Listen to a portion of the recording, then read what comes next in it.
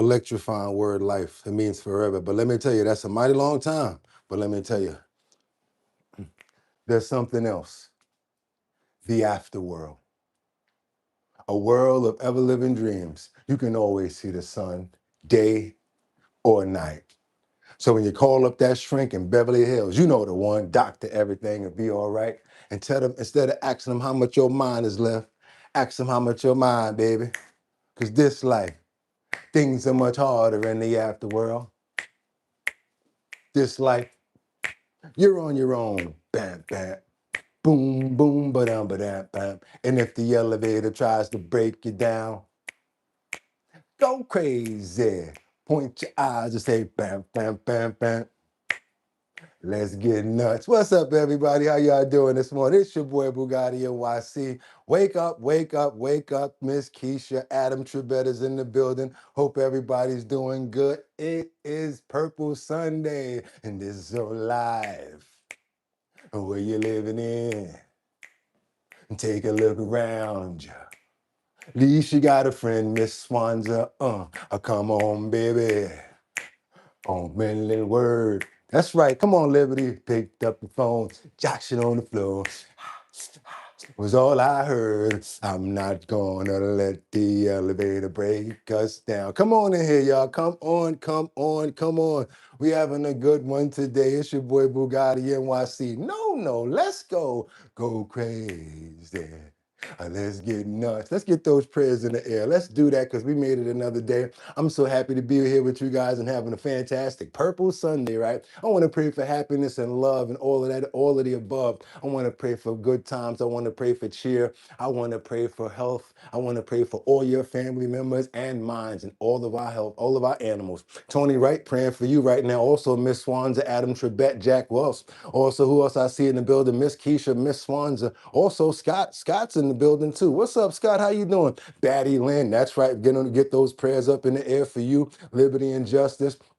Can't forget about Rebecca Lanyen Bueno. You know we got to chime in for her. Always got to make sure we're showing love for Casey Ramos and also Sam Champion. Can't forget about Mark Dorfman, Jeffrey Spilker. Also, let's see, 55 Coffee House, Lisa Roy. Can't forget about Luigi. You know all of those people like those guys. Can't forget about Colessive, Angels Among Us, Winter Rising. All of the people that's always here. You see, I didn't even have to look at you guys' names because I always say you guys. I always put you in there. Make sure we got Adam Trebet up in there as well. And that one song, I see you in here nice and early. Let's see what we're going to do about Boo. Yeah, who's the other one? Sounding like you got some kind of close to my name, B-O-O-H. Yeah, your name is kind of familiar. I kind of remember seeing you a lot. What's up, Jonathan? God bless you too. Hope you're having a fantastic morning. Jack Welsh, everybody else. Who else did I forget? Teddy. Can't forget Teddy. Can't forget Teddy. Got to make sure that we got Teddy up in there also. Terry. Can't forget Kendra Walker, even if you're not here. Also, we're going to make sure that we shout out Dot Focus and myself, Boogotti NYC. That's right, you guys. Okay, Jonathan, got you too.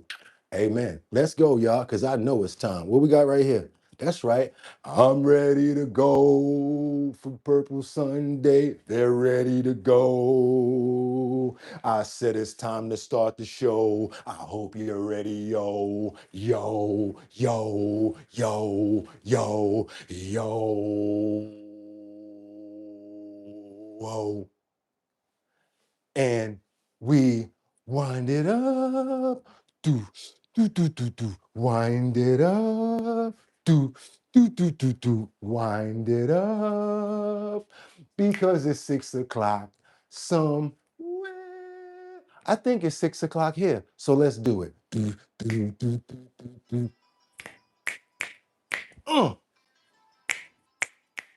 Okay.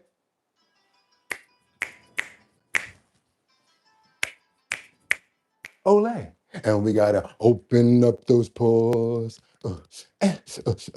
We gotta open up those pores. We gotta open up those. It's Purple Sunday, the 14th. That's right, y'all. 2026. Said I'm your host, Boogotti NYC, and this here's our bottom line. Where we be talking about this and that and chat and this and this and that. But we be talking about this and that and chat and this and this and that. Just got me lit. What's going on, everybody? It is Purple Sunday. That's right, you guys. It is the 14th. Can you believe it? How fast this month is flying by? It's already the 14th. That means we got 27 more days. We've got 27 more days. Do. We got 27 more days. They can keep on playing. Because we got still 27 more days. Give me that mic. We ain't playing. That's right, you guys. How you guys doing this morning? It's your boy Boogotti NYC. I'm so happy to be here with you guys. I don't know. I got tunes coming from everywhere. And plus, you already know we turning up because we're celebrate good times. Come on. In New York right now. That's right. Everybody's turned up. I don't think anybody went to sleep. I'm talking about cars. I'm talking about donuts. I'm talking about go Knicks. Yeah, Knicks in 5. Yeah, that's all I was hearing all night long. So yes, shout out to the Knicks and all of the fans out there shouting out. That's right, you guys. Hope you guys are doing fantastic today as well. But you know what we got to do over here at Our Bottom Line, because we make sure that we stay number one by doing what? Getting into those trending topics, current events, and much, much more. So guess what I'm about to say to you guys right now? Because that was a lot already.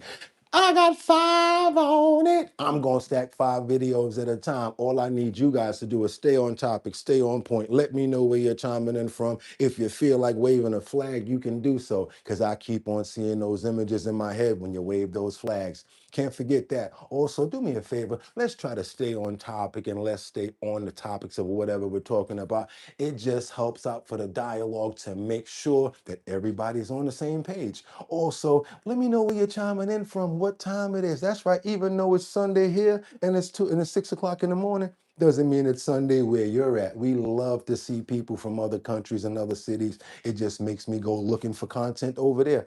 And you guys, last but not least, you know what I'm going to tell you right now? Let's get into these titles. Let's go. It's time to go. It's time to do it right now. Trump. We got Iran and the USA. Deal or no deal. They've been fighting back and forth and back. This thing was Wimbledon after a while. Yes. No. Yes.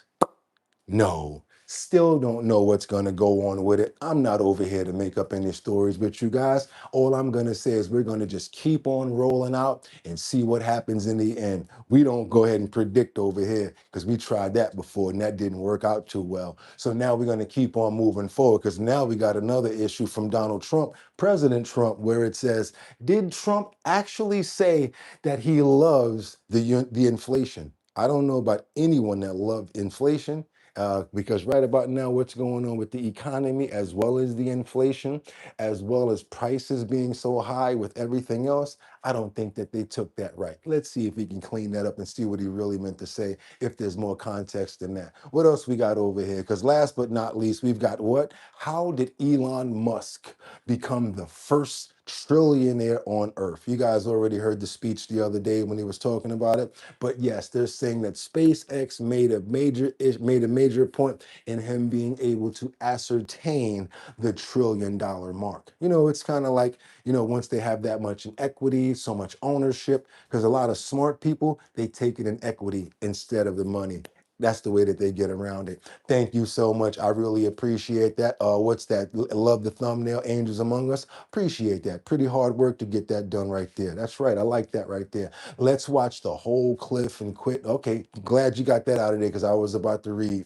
See, I'm trying to see what you guys have to say. Gas is at 370 now. Who's that? Brian King Falcone. And where are you, Brian, so we can know? Everybody else, let me know. And yes, some people do say that. I never played the game before, but they say when I wear this jacket, it reminds them of Saints Row. So you know what? I'm cool with that. Maybe I need to go see what Saints Row is like. Let's keep on moving forward, you guys, because we got a lot of work to get into. I'm excited myself, to be honest, to be here, to be a New Yorker right now. I should be wearing blue and orange, but it's okay. It is Purple Sunday for us. But for all of you orange and blue and orange representatives out there, all of you fellow New Yorkers, congratulations on winning a championship in Game 5, because guess what? It hasn't been done since 1973. So go ahead and get it off, you New York. Go ahead and get it off. I'm sorry, grab your water, your tea, and your 55 coffee from Lisa Roy. Let's get up out of here and do our thing. Let's keep on moving forward, you guys. Let's go. 6 NBA champions in another thriller. My bad, six. Heartbreaking loss for the San $6.89 in Pasadena. Woo, girl from Pasadena. Antonio Spurs. Walt Clyde Frazier with one of the great performances in NBA Finals history. Watching the current Knicks who he said reminds him of the 1970 Knicks. This was such a team effort. To see New York City on fire for the last few weeks during this playoff run, it has been so impressive to watch. I was drafted in 2001. To see New York City celebrate, to see them so excited, the emotion from generation to generation.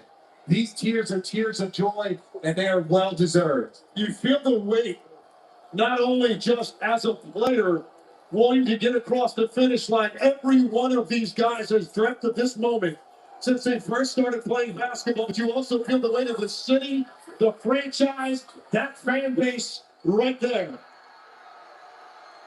The dream season is complete, and the celebrations throughout the 5 boroughs and throughout the tri-state area underway.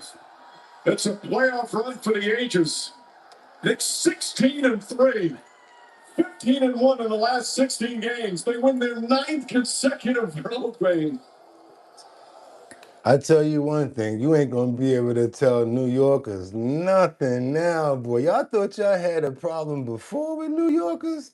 Oh my God. And this is payback right here, because a lot of New Yorkers feel as if you guys were treating them pretty bad for a very long time. Man, you're gonna see Timberlands, y'all about to see Nick jerseys, y'all about to see Air Force Ones, y'all about to see some outside now, boy. It's so it already it start it didn't start I'm sorry, it didn't even start yet for me to be corrected. It hasn't even began yet. Trust me. Let's get on over here, because this is another point. Well, I had to bring that in because it's exciting news and it's breaking. I had to bring that in, and it's a New York thing. So you know what, New York, salute. Thank you guys for finally getting us out of that hole. And yes, we deserve it. Let's go. Keep on going on over here, because now let's get into some politics, where Trump says he loves the inflation at a rate spike to a 3-year high. That's right, you guys. This is the highest rates and levels of inflation in a 3 years high. Some people are asking, does he even give a damn about America? Check this out, you guys. What's going on here? Let's get it. The cost of war with Iran hitting Americans hard in the wallet, with inflation surging to 4.2% in May, its highest level since early 2023. The numbers driven in large part by soaring fuel costs driven by the Iran war. Groceries like coffee, lettuce, and baked goods getting more expensive too, as is dining out and taking off as jet fuel prices push up airfares. President Trump trying to put a positive spin on the tough economic news. The numbers were great. You know what I really love? I love the inflation. The president adding a few moments later, When the war's over, it's coming down. I know you can. It's going to come down like a rock. the president later telling the New York Post his words were taken out of context and that he meant, quote, despite the fact that we're in a war, the numbers are much lower than anticipated. And what he was basically trying to say, the numbers are really high right now. I love it, because watch how fast they're going to come down after this is over. But you know what I want? I want it to already come down now. It's enough. I want to see how low the gas can go. How low can you go? How low can you go? How low can you go? How low can you go? How low can Yeah, we want to know how low the gas can go. Let's keep on moving forward, you guys. That's enough on this situation right here, because we talked about that. All of us know what's up. Got our different prices popping in from different locations and letting us know what you're paying for gas right now. Last price we got in off the press right now was $6.98. And that was in Pasadena. But I need to know if that was for regular or if that was for premium. Let me know that. Then we'll really know what's going on here. We got another report because, yeah, of course, every time we say something, Iran does what? They say something else. Paying the price, an expert reveals that Iran's ready to make a deal because they have somewhat of a strangulation hold on itself due to the fact that the Strait of Hormuz is in a clinch. They're really losing a lot of monetary. And you know what? It's not about the people. It's not about the people and the citizens. It's really about the politicians who are really worried about themselves. Because you can already see what they've been doing to their citizens. I'll let them talk about that. Let's keep on moving forward and double tap that screen and get those likes up. The White House revealing what is in its potential deal with Iran and saying it could be finalized within days. It comes as top Iranian and Pakistani officials declare that a deal and peace, quote, have never been closer. So let's bring in former CENTCOM deputy commander and a member of JINSA's Iran West Virginia is $4. policy project, Vice Admiral Robert Harward. Vice Admiral, thank you so much for joining us. What is your level of confidence that this memorandum crosses the finish line? Cedar Park, 319. The Iranians, you just never know. But I will say this, they've been paying the price for the blockade and the economic strangulation they've been suffering from. And so I think that's what's driving them now more than ever. They need money.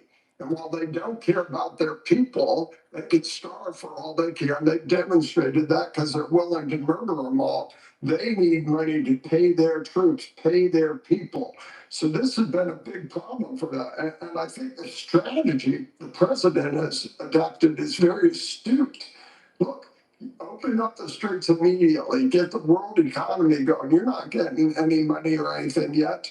Once that's proven, and then we can move into negotiations on the nuclear issues, then you'll be able to sell some of your oil, at least survive for the time being. But at the end of the day, this still continues to erode the trust and confidence, if there's any left, amongst the Iranian people and the regime.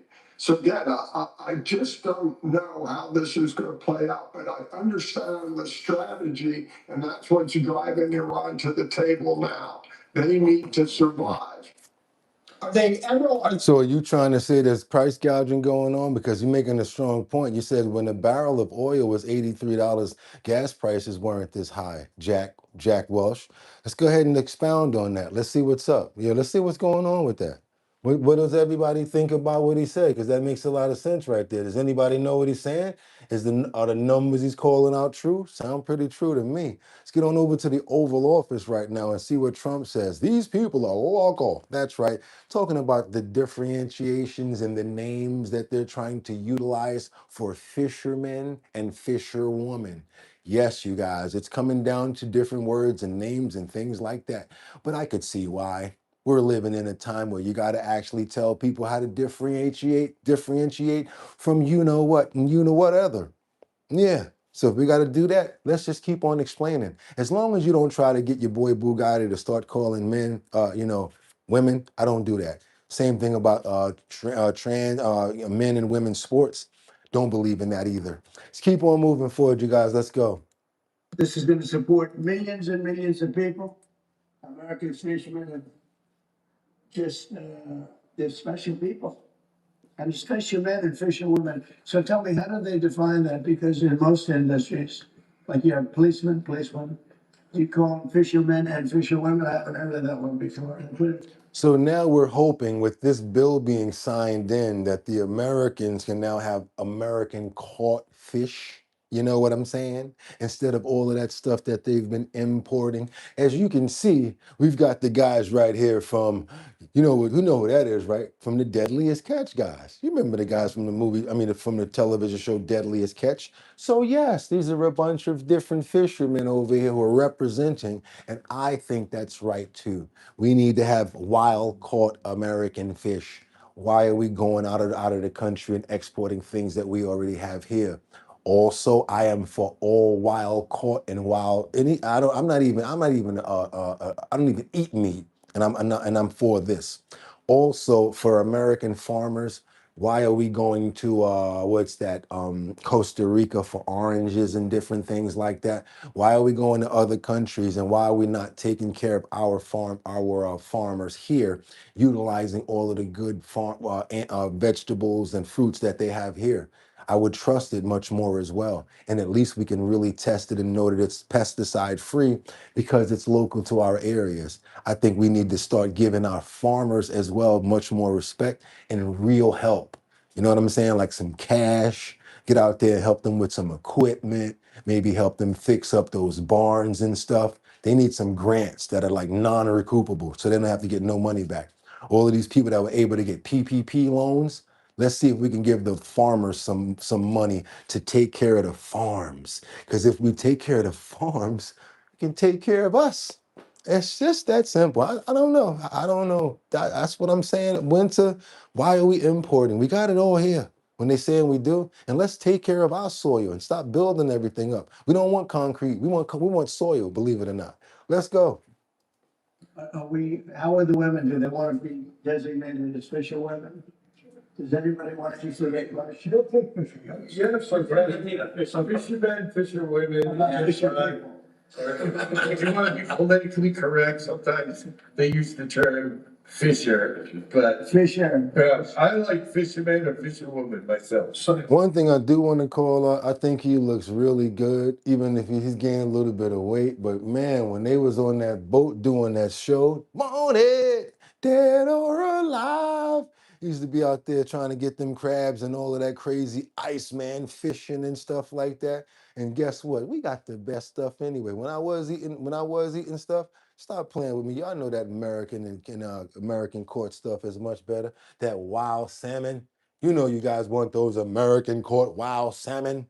Let's keep on moving forward. God bless you guys and thank you so much. Jack Welsh, thank you for the compliment. Let's go, Liberty. You up to bat right now. What you got for me? Our bottom line, hot topics, best host, current news, real views, best morning vibes of your Sunday morning. Welcome to the morning news show. All political parties are welcome here on Our Bottom Line. Let's keep moving forward, you guys. Let's keep on going. What we got over here? You know what? You guys have started to make me start playing around with my voice too. Because somebody said, man, if I had a voice like that, I'd be doing all types of stuff. So I started playing around with it too. Why not? Let's keep on moving forward, you guys. What we got over here? Because we got situations going on with that UFC. I don't know if I would ever be doing that.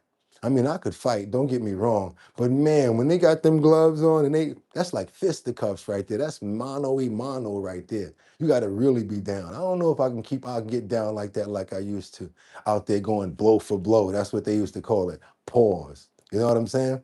But we got this situation coming up in Washington at the White House. What do you guys think about the UFC fight? I mean, I'd never think in a million years that they'd be hosting a UFC fight at the White House. What do you guys think about that? But they got a lot of pushback going on and saying there's probably over 10 million. I want to say about $25 million worth of monetary when it comes down to the taxpayers. So they're looking at it like, the taxpayers are going to be spending a lot of money with security, roads, police officers, and things of that nature. Also, a lot of stuff when it comes down to shutting streets down and things like that. Also, they're saying that Trump and his allies are standing to benefit monetarily off of this. Let's get into this, you guys, and double tap that screen. That's not the only reason why we have that up there, right? Yeah, we're representing for fighting. We got this UFC situation going on. So yeah, see what's going on with this. Instead of addressing the economic anxiety millions of Americans are feeling right now, President Trump's been busy focusing on grand spectacles and celebrating himself. Tomorrow, his administration will host a UFC fight on the South Lawn of the White House to honor the nation's 250th birthday anniversary, which also happens to be taking place on the same day as Flag Day. Which is Flag Day, but Trump's 80th birthday. The White House claims the UFC and groups affiliated with the organization are paying roughly $60 million to pull off the production. But a spokesperson for Washington, D.C. told ESPN that the city expects to shoulder somewhere between $10 million and $12 million in supplemental security costs.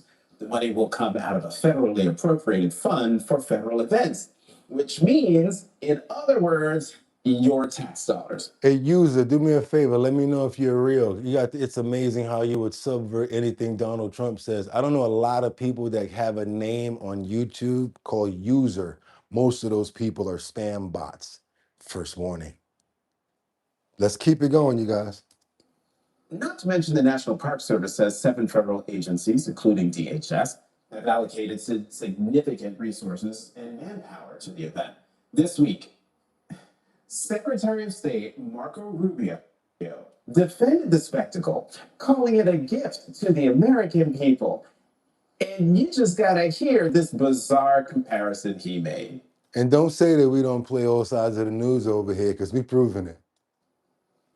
When President Kennedy announced that we were going to put a man on the moon and return him safely to the earth, no one thought that was possible, and we did it. We are a nation founded on doing what no one else dared to do and no one else aspired to do. And at some level, that's what this whole company, what you have seen, has been. Laura Vernon Lopez and Aiden McLaughlin. Yeah, I told you, I play both sides. I play everything, let you guys get it out. When I say I play both sides, I let you guys get a hearing from each side. We don't play one side of the coin over here. I like to know what each side says about things. If I don't get it from here, I'll ask you guys what you think about it, because I love doing the thumbs up and thumbs down. I think you guys like that too.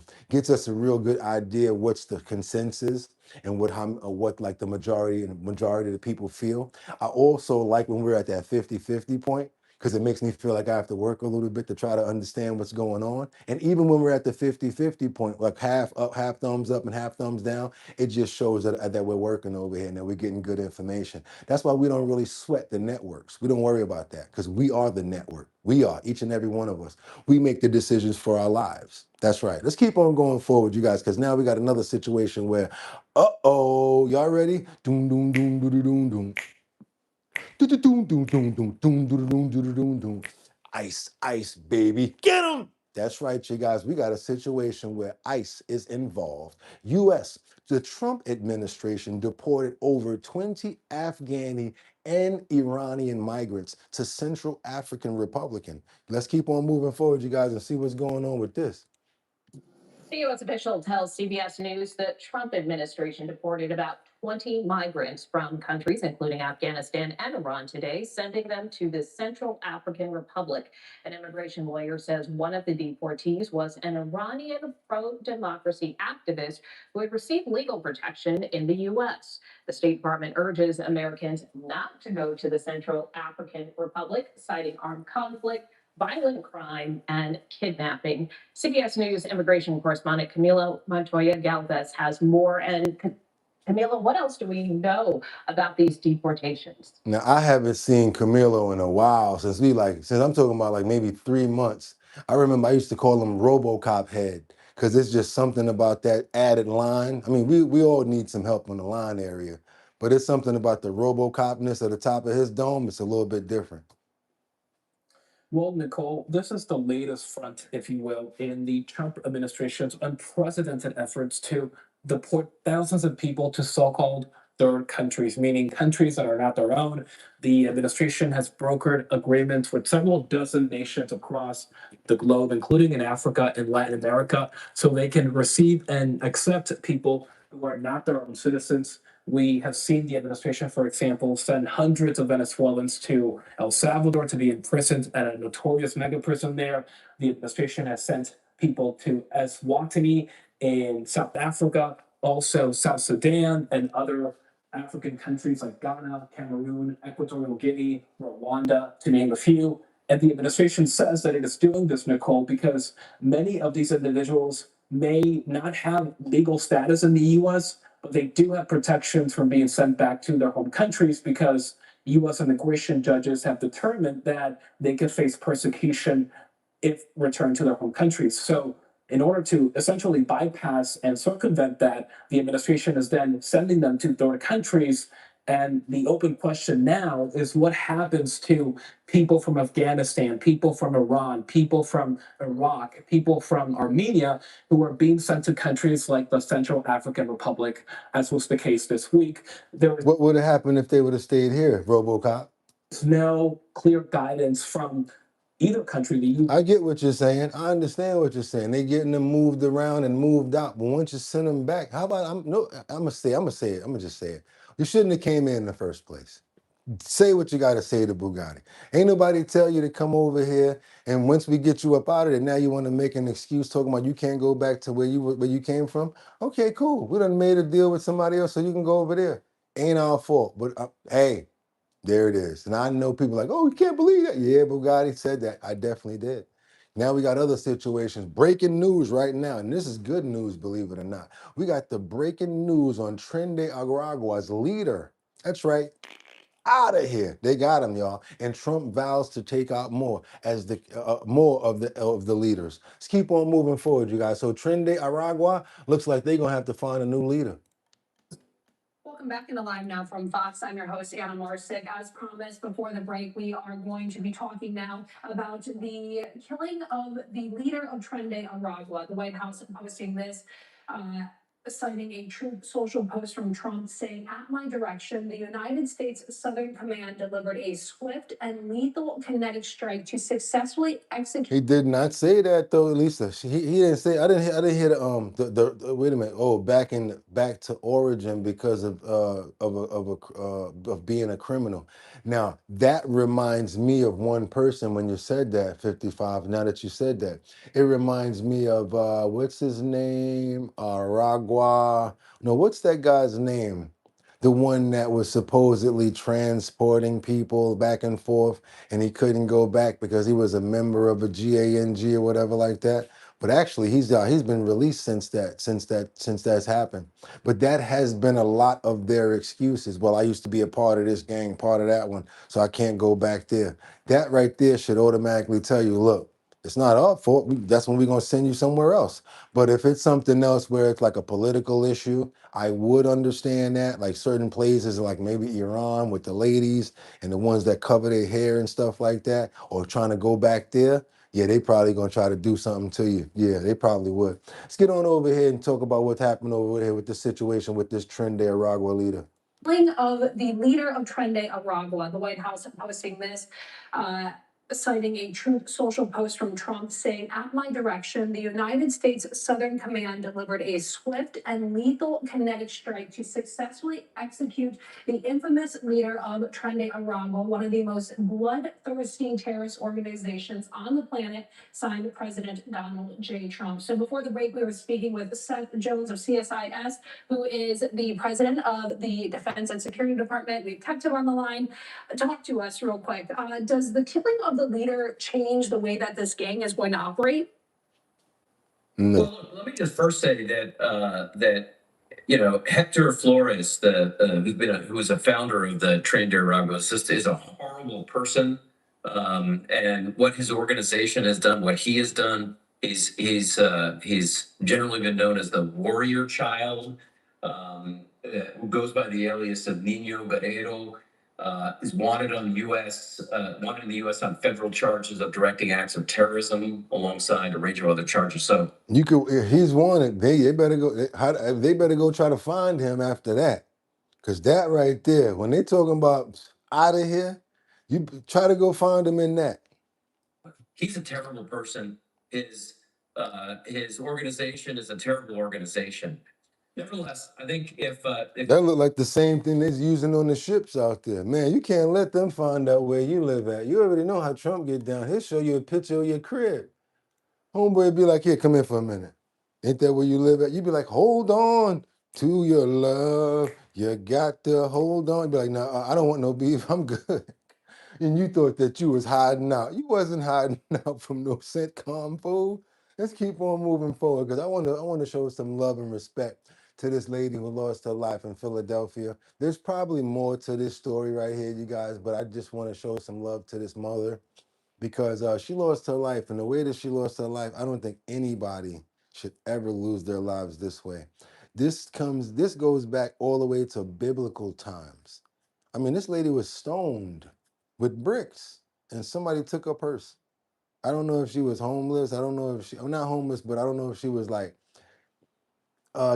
using, maybe, even though she had a family, or I don't know, but she lost her life, and it's real sad because her daughters are out here. They made a vigil for her as well, and she has young daughters too, and like a 3-year-old. She's not going to be able to come home and see her daughters anymore because they just held a vigil for Keisha Furlow in North Philadelphia, a mother who lost her life in an alleyway attack. Let's keep on moving forward, you guys. Let's go. A community is rallying around a family who had their mother violently taken away. Keisha Furlow was attacked and left for dead in an alley in Philadelphia. Tonight, a vigil was held to remember what loved ones are calling a bright light. Action News reporter Brianna Smith has the latest on the investigation and the growing tributes. Several family, friends, and local leaders gathered around Keisha Furlow's daughters tonight. The youngest is only 11 months old. While they continue to grieve, police are still searching for another male suspect involved in Furlow's death. I appreciate everybody for coming on. 21-year-old Hashima Jubilee spoke at her mother's vigil in North Philadelphia on Friday, just hours after she graduated from high school. Yes, that's what that's spirit. She was with me for sure. She was definitely with me. Jubilee held her 11-month-old sister in her arms while her two younger sisters stood by her side on North 24th Street. In that same area, their mother, 45-year-old Keisha Furlow, was killed in a brutal attack on Sunday. Whatever happened should not have happened. My mom was very sweet. My mom was very much a bright person. Philadelphia police say Furlow was beaten to death with bricks in an alleyway, and then two male suspects left with her purse. On Wednesday, officers arrested one of them, 30-year-old DeJuan Lewis, and he was charged with Furlow's murder. That's somebody's sister, somebody's mother, somebody's daughter, and to get murdered like that, and to have people amongst you walking around like this, that one should not be happening. I definitely want to stand with our community to do whatever we can to make it better. Now, friends, neighbors, and local leaders are fighting for change. No one's going to come in and save us from the outside. There's going to be people in the community to change the community. And justice for Furlow, all while rallying around her four young daughters. Graduate from high school today and then to become a mother of three that's a lot. But she's not in this by herself. We got her. Furlow will be laid to rest on June 23rd. Again, police are still searching for another male suspect. If you have any information, you're asked to contact police.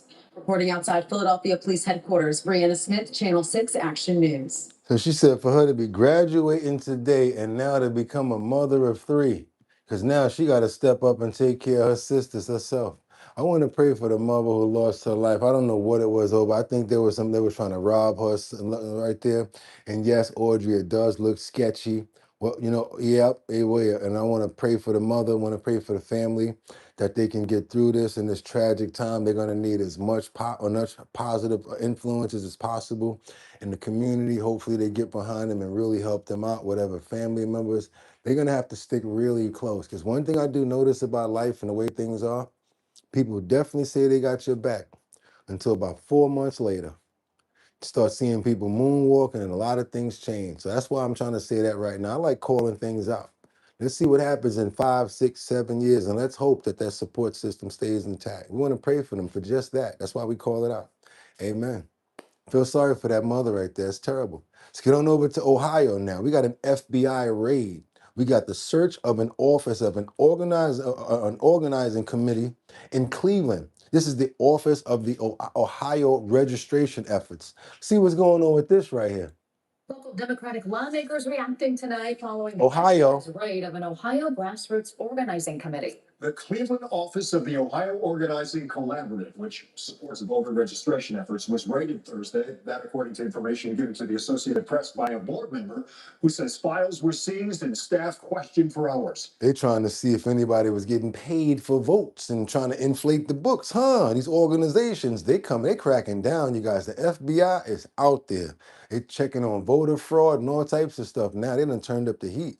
News 5 John Cossey covers politics for us. Do we know yet what this was all about? Yeah, I reached out to the FBI, both offices, both in Cleveland and in Washington, looking for any insight into what happened here, what they were looking for. Now, we have not heard back, which is not unusual in these situations. The Justice Department, we know, has been actively pursuing investigations related to voting and voter fraud across the country, recently suing over 30 states after they refused to hand over detailed voter data. Now, local Democrats like Congresswoman Shontel Brown and Amelia Sykes, along with Sherrod Brown, Amy Acton, and Mayor Bibb, all issuing statements condemning the actions as an effort to intimidate and halt voter registration and organizing efforts.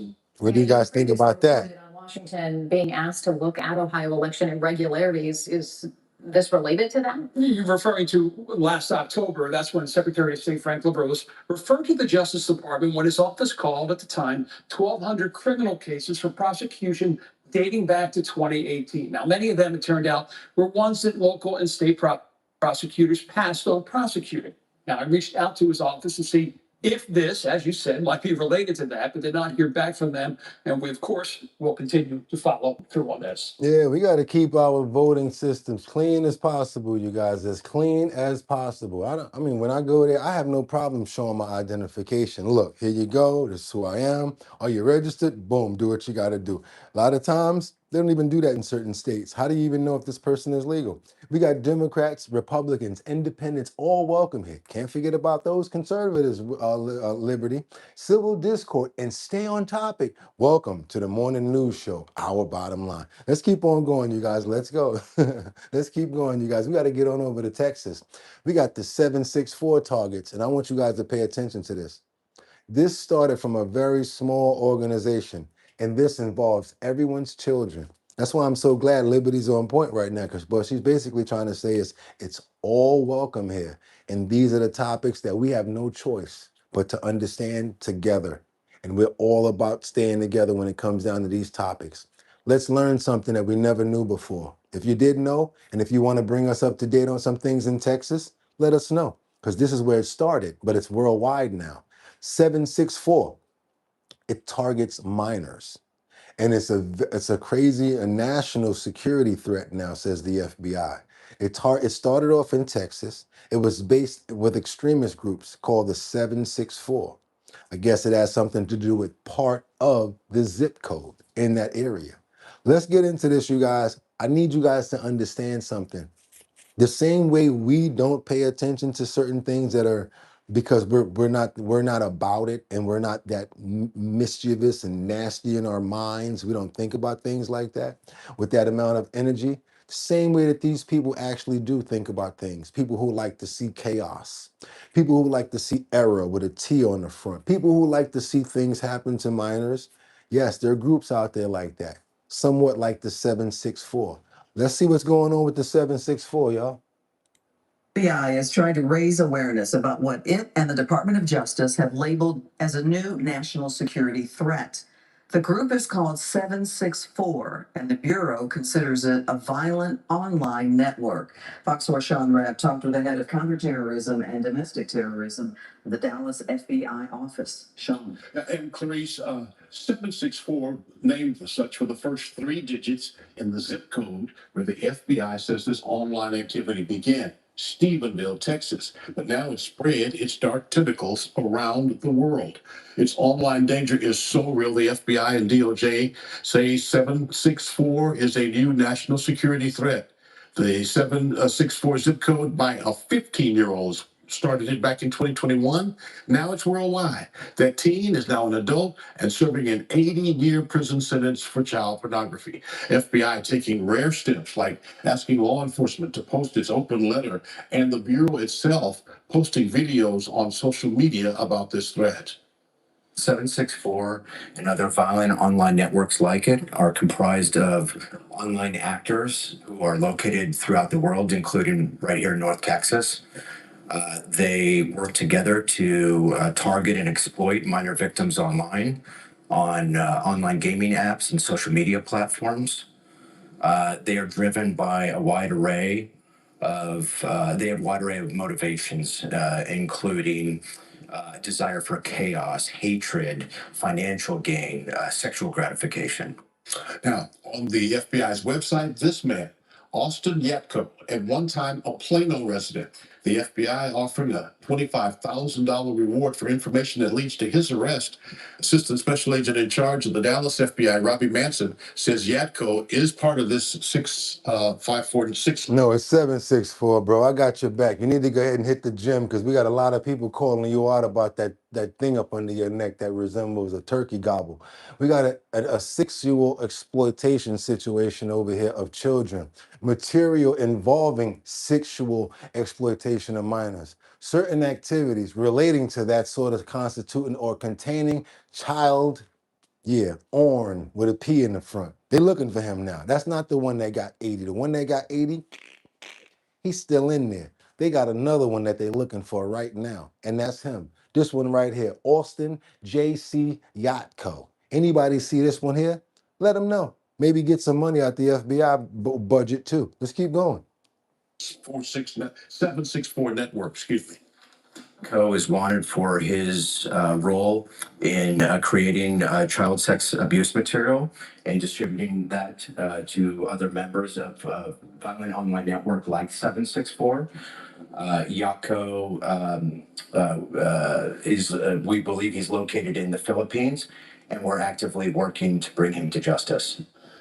Now, Metzen says parents must pay attention to who their children are spending time with online and whether there are behavior changes that take place. If so, they want you to say, get involved. If you suspect something strange and see unhealthy behavior, call 911 or 1-800-CALL FBI. They got whole networks out here going against our kids, you guys. Whole networks that started small and now have grown worldwide. All they got to do is find like-minded, nasty-minded people. So imagine what type of people they got all in that network right there. Scary situation. Let's go ahead and get those likes up. Let's go ahead and get those likes up, because what that does is gets many more people over here to get educated on the stories that we're showing you guys right now. And we want many more people to see these stories, right? And all you got to do is what? Pick up the phone. You pick up your phone. Oh, there go Boogotti right there with our bottom line. I like this. Double tap that screen just like that. And you know what that does? YouTube sends up a signal, because the amount of people that do it, they say, hey, what's going on over there? And then more people see that header and they get a chance to come on over here and see what's going on with our bottom line. Let's keep on going, you guys. Let's go. We got to get on over to Gabe Powell. That's going on. We got a exclusive coming in from CNN. Now I want to show you guys something. Oh man, when you're talking about no accountability, these are the perfect words. I'm just gonna leave it like that, and then I'm gonna read the title. No accountability. I want to take you guys over to Paris, where you can watch a model scout who's a pure idiot. He's gonna explain why he sent young women to get cast for Jeffrey Epstein. Don't even think I have to say anymore. I don't even think I need to say anymore when it comes down to that. Why did you send people to go see Jeffrey Epstein? And wait a minute, after you found out what happened and he got charged. I forgot that part. Let's go. And the ASAC in charge in Dallas says 764 is different from some other online extremist networks because of the motivation behind its work, because of the tactics beyond sexual gratification, which include, of course, the child porn, but a desire to inflict psychological torment, coercion, to force victims to take part in escalating crimes, even against other people. Okay, I needed to hear that. I wanted to make sure we heard all of that. So yeah, we got that out, and that was very important right there. Let's keep on moving forward to this other this model scout. Just absolutely no accountability. Watch this, y'all. I don't know his private life. Well, you did, because he was a convicted child sex offender. But again, he paid for it. He said, I paid for it. So that's it. For me, he came. I mean, how can you let a criminal like this person out from the prison, from United States? Paris. Made absolutely no sense. I mean, it's so stupid. I got to play it again. I'm sorry. It's so stupid. His excuse was just dumb. I don't know his private life. Well, you did, because he was a convicted child sex offender. But again, he paid for it. He said, I paid for it. So what are you talking about? He paid. So what? What's the morals there? That's it. For me, he came. I mean, how can you let a criminal like this person out from the prison, from United States? Because he served some time for doing that, but he still got that on his jacket. So, okay, cool. That don't mean that you're going to be still sending them girls and acting like he's a real model scout. Paris. For years, young models were recruited here for Jeffrey Epstein. Digging through the Epstein files, CNN found Epstein received dozens of photos of young models sent by model scouts and agents.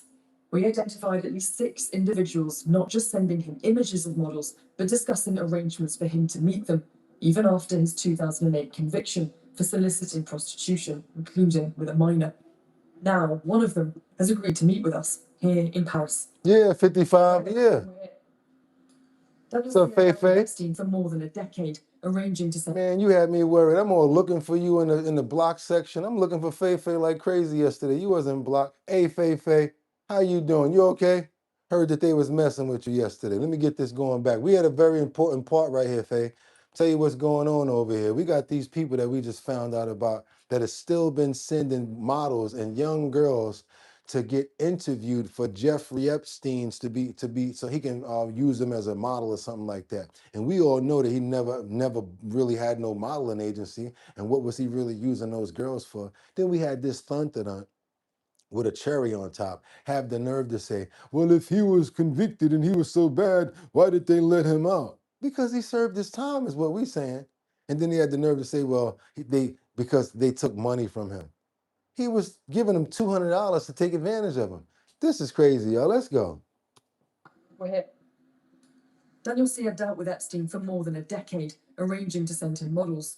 You didn't think in that time that sending young women, young models, to the US to meet Epstein after he had a conviction for child sex offenses, Why isn't he in trouble? Am I reaching here? Why isn't he in trouble? that there may be any risk in that at all? He has been very professional with me. Never. But you're not a young woman. Sorry? You're not a young woman. Listen, good. My work with him has been strictly professional. I never doubt that, because I never heard anything from anyone introduced him who came back to me that they had a bad situation with him. The files show Epstein paid tens of thousands of dollars to see her. In reviewing their correspondence, we found messages like, cute French girl in Marrakesh, Siad wrote. She said that she will be happy to meet you. In another, he says a woman is very polite and has potential as a model or assistant. Siad then sends a photo. Too old, Epstein replied. So Epstein wasn't a model agent. Why was he paying you? No, he was, because they opened an agency, MC Square. He was not the model agent leading that model agency. He was a financier for, but was acting as a casting director for Victoria's Secret. You believe Epstein was a casting director? Absolutely, that's how he had been introduced and how he introduced myself also. In fact, we found no evidence Epstein had an official recruiting role at either company, MC Squared or Victoria's Secret. You sent an email in 2018 that said you were looking for a good-looking young assistant. If you're looking for models, yes, why are you then looking for an assistant for Jeffrey? He asked me for assistant. Maybe it was not on the phone, but when I met him, was that your job? Sorry, no. But because I trust in him, I believe this guy is a professional person. Yeah, all right, man. We had enough of you. I just want you guys to see the sentiment of the idiots and the El Fulios that's still dealing with him after the fact, still sending them girls. And she even said he wasn't a scout, so why are you sending him girls? Oh, well, he asked me for it. EMC squared. Yeah, let's keep on going. Exactly, he's a creep. We need to never forget and forgive these sick people. Chuck, we have been suspecting that people are still getting paid. There you go. That was a good call out there, because the Epstein estate is still paying lawyers' fees for former employees and associates from the Grills name to cover up. And they're supposed to be out there exhuming and doing a whole bunch of what they call like earth x-rays. Chuck know what he's talking about. Let's keep on going, you guys. Now, let's get on over here to see what MTG talking about. Marjorie Taylor Greene, she says she calls Trump a traitor for the Epstein files and the way that it was handled. Do you guys feel the same way, like he's a traitor? Let's see what Marjorie Taylor Greene has to say. Let's keep on going, y'all. There's also a new report out today, an extensive report that's. And yes, let's get those likes up, because we're doing trending topics, current events, and much, much more. Follow-ups on all of our stories. It's Purple Sunday, you guys. That's right, Purple Sunday. Let's do our thing. Let's double tap that screen. If you have not subscribed, what are you waiting for? We're almost at 73,000 subscribers. I'm talking about we're right there. We're right there. Plus, we only got 27 days of the... We'll be free soon. We'll be free. Stay with me, you guys. Let's keep on moving forward. Let's go. In the New York Times, and it's based on Maggie Haberman and Jonathan Swan's upcoming new book that's about to be published called Regime Change. And then in this new report today about how the release of the Epstein files, debating over how to handle Jeffrey Epstein, basically paralyzed the White House. And there were meetings in the Situation Room even where obviously, of the utmost national security concern, meetings pertaining to that happened. When you read that and you hear that the Thank you, Audrey. team, the vice president, the chief of staff, everyone's meeting inside the sit room about Jeffrey Epstein, what does it tell you about how they viewed that story? Well, unfortunately, that's not new news to me. Unfortunately, that was something that I lived through. I watched the Speaker of the House shut down the government for and keep the House completely out of session for 8 weeks in the fall of 2025, simply because he was under orders of the president and his team not to do anything in the House of Representatives because they were doing everything they could do to stop that resolution from passing the House. The same resolution that I signed the discharge petition to force to a vote on the floor. Hold on a minute. I only go to you for news. Thank you so much. Trump is protecting the money people, says UTB. Might be worth a read, says Angel. I thought the same thing. 55 Coffee House, Lisa Roy says, oh, I like Jasmine Crockett's take on this lady. Bad built beach blonde. MTG better get out of the sun or she'll get going and have the skin. I ain't read that. She's lying like an MF. Let's keep on going, you guys. Or I'm not surprised by this news, Caitlin, because I also had a very uncomfortable phone call with the president before the release of the Epstein files, where he told me that his friends would get hurt if the files were released, and I'll never forget that. Think she telling the truth on that? She said he called her and said his friends would get hurt. Also, never forget the text message he sent me when I told him that my son's life was being threatened because he was calling me a traitor because I fought to release the Epstein files, where he told me that I deserved it. And so this doesn't shock me that his team was paralyzed. But I'll tell you what it is. It's absolutely ridiculous and unforgivable. We're talking about pedophiles and rapists of the elite class of people that never get held accountable for anything. So if they were paralyzed and scared and didn't know what to do about releasing the Epstein files, these people are absolutely absurd. They don't deserve the American people's trust. As a matter of fact, we should consider them as they should be considered traitors.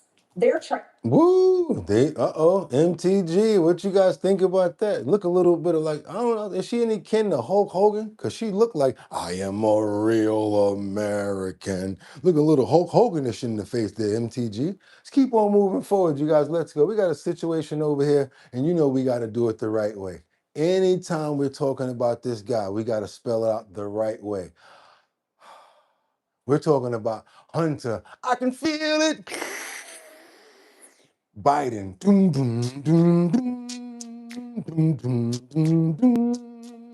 That's right, you guys. We're talking about Hunter. I can feel it. Biden. I told you, I don't care what they really named him in the middle.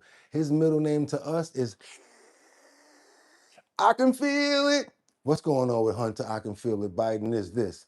People don't even buy it. They saying that, come on now, you're talking about you're going to try to run for president, trying to clean up your act. You're about to go on a run and move around throughout the city to let people see that you're doing good. Hey, Hunter, I think it's a little too long, but it took too long for you. And plus, too many people know you smoke crack, don't you? You smoke. Remember Joe Clark put him on the roof? Jump.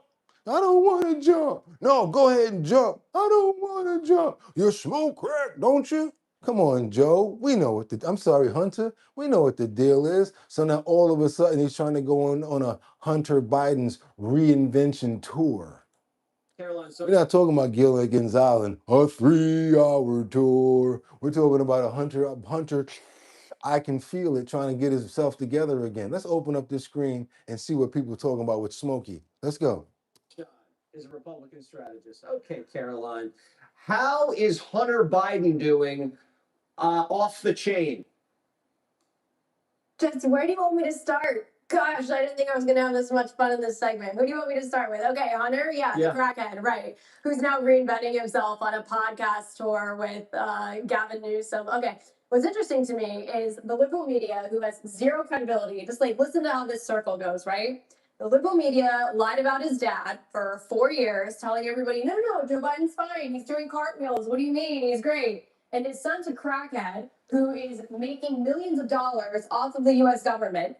But as long as you have the right last name in politics, which happens to be Biden or Clinton or any of it, you can literally be the average failure child of Hillary Clinton or Joe Biden and get to reinvent yourself. And so Hunter's trying to go on this little reinvention tour now, man of the people. I don't buy it. I'll get my popcorn out and watch the sound bites, but yeah. What about Plattner? It keeps getting worse. His ex didn't. No, we wanted to hear about Hunter. I can feel it. Biden.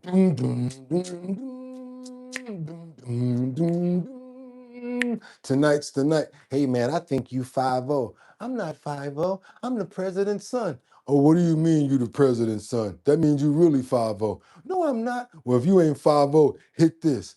Okay. What's your name? Hunter.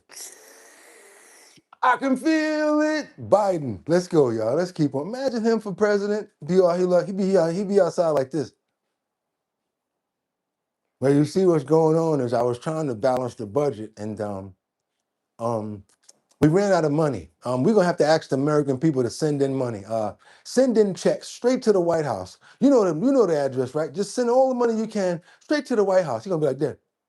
You know how them crackheads be. They be trying to bite their whole bottom lip off.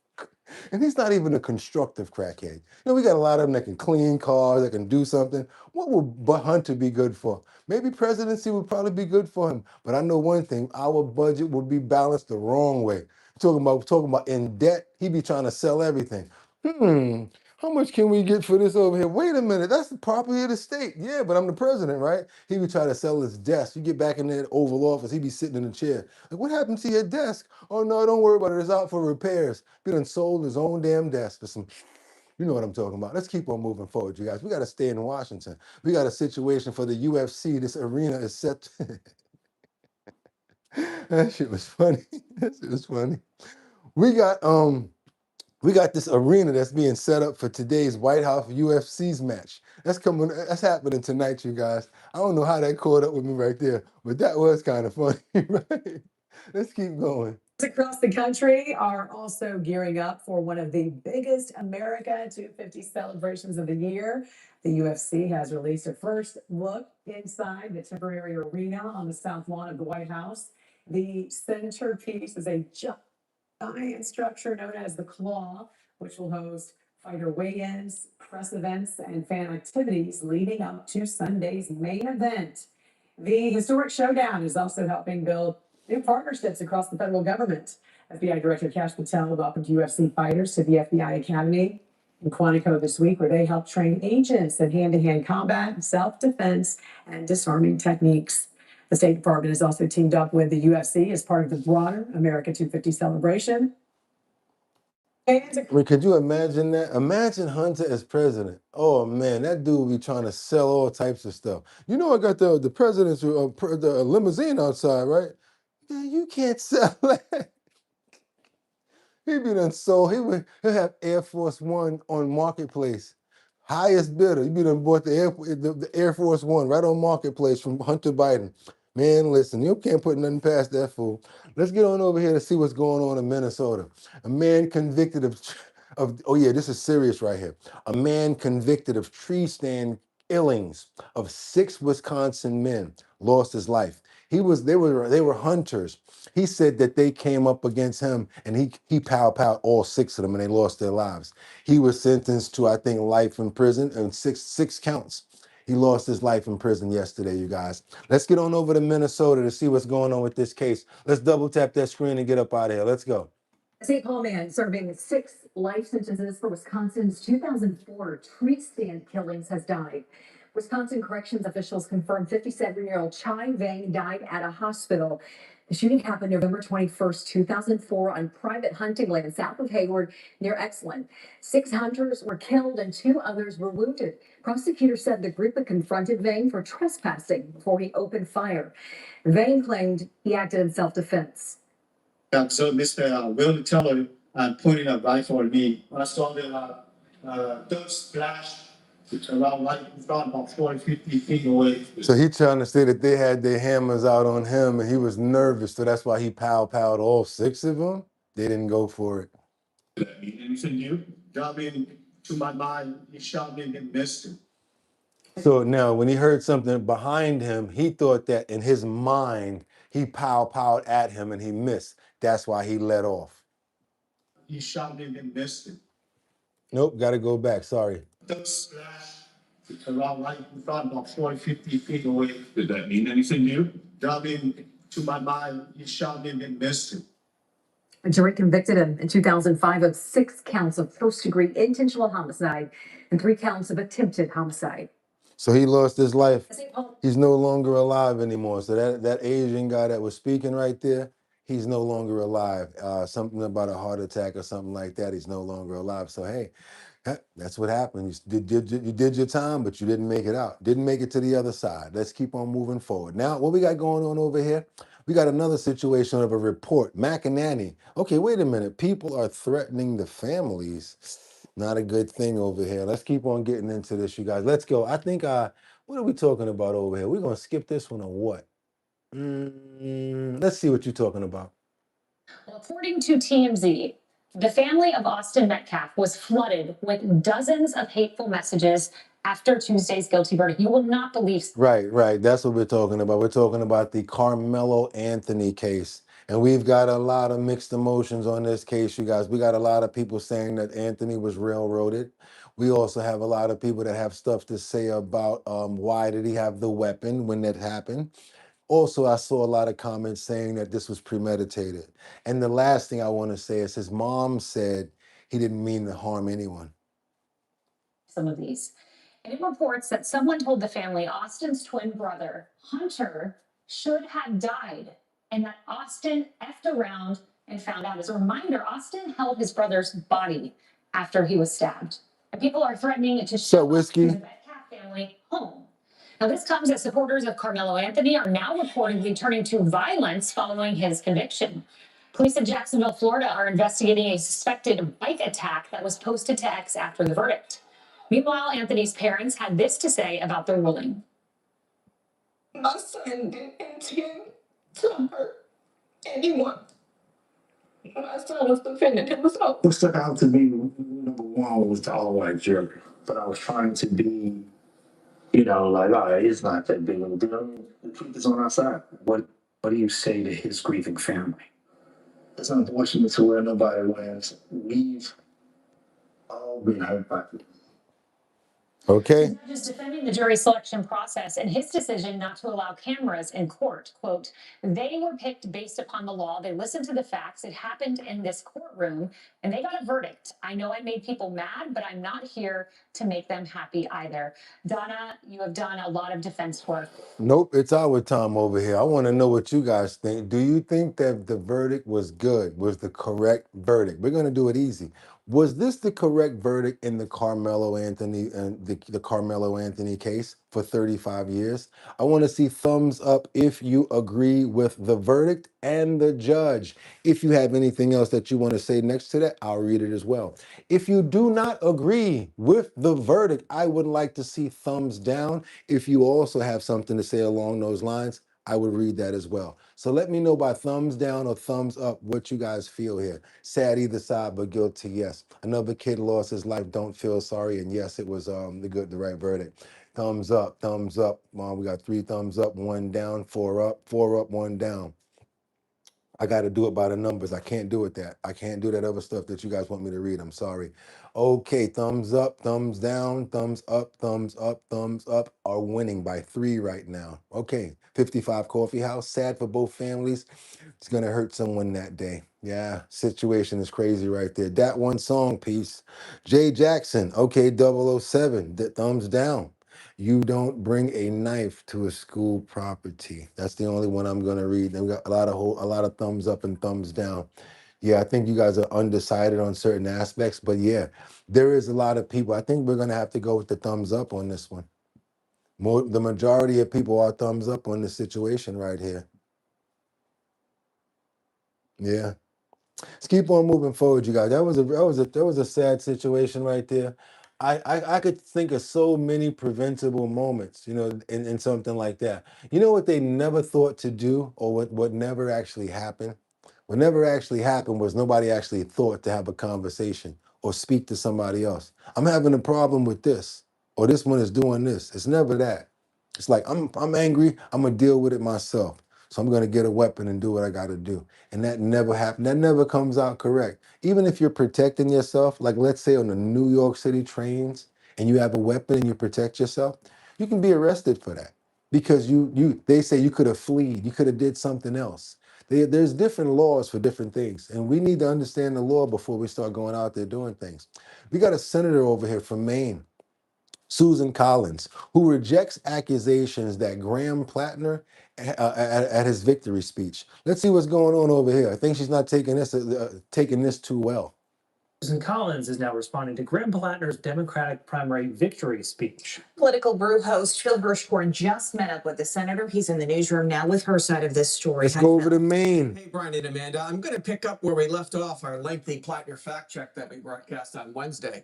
Plattner devoted a good chunk of his 22-minute victory speech attacking Collins for voting with President Trump, voting to confirm Brett Kavanaugh to the Supreme Court, for being in politics almost as long as Joe Biden was, and for breaking her 1996 pledge to serve only 2 terms. Then he called Collins corrupt, suggesting legislation she wrote led to millions of dollars for her husband's old firm. Take a listen to what Plattner said, followed by the response I got from Collins when I asked her about this in Portland today.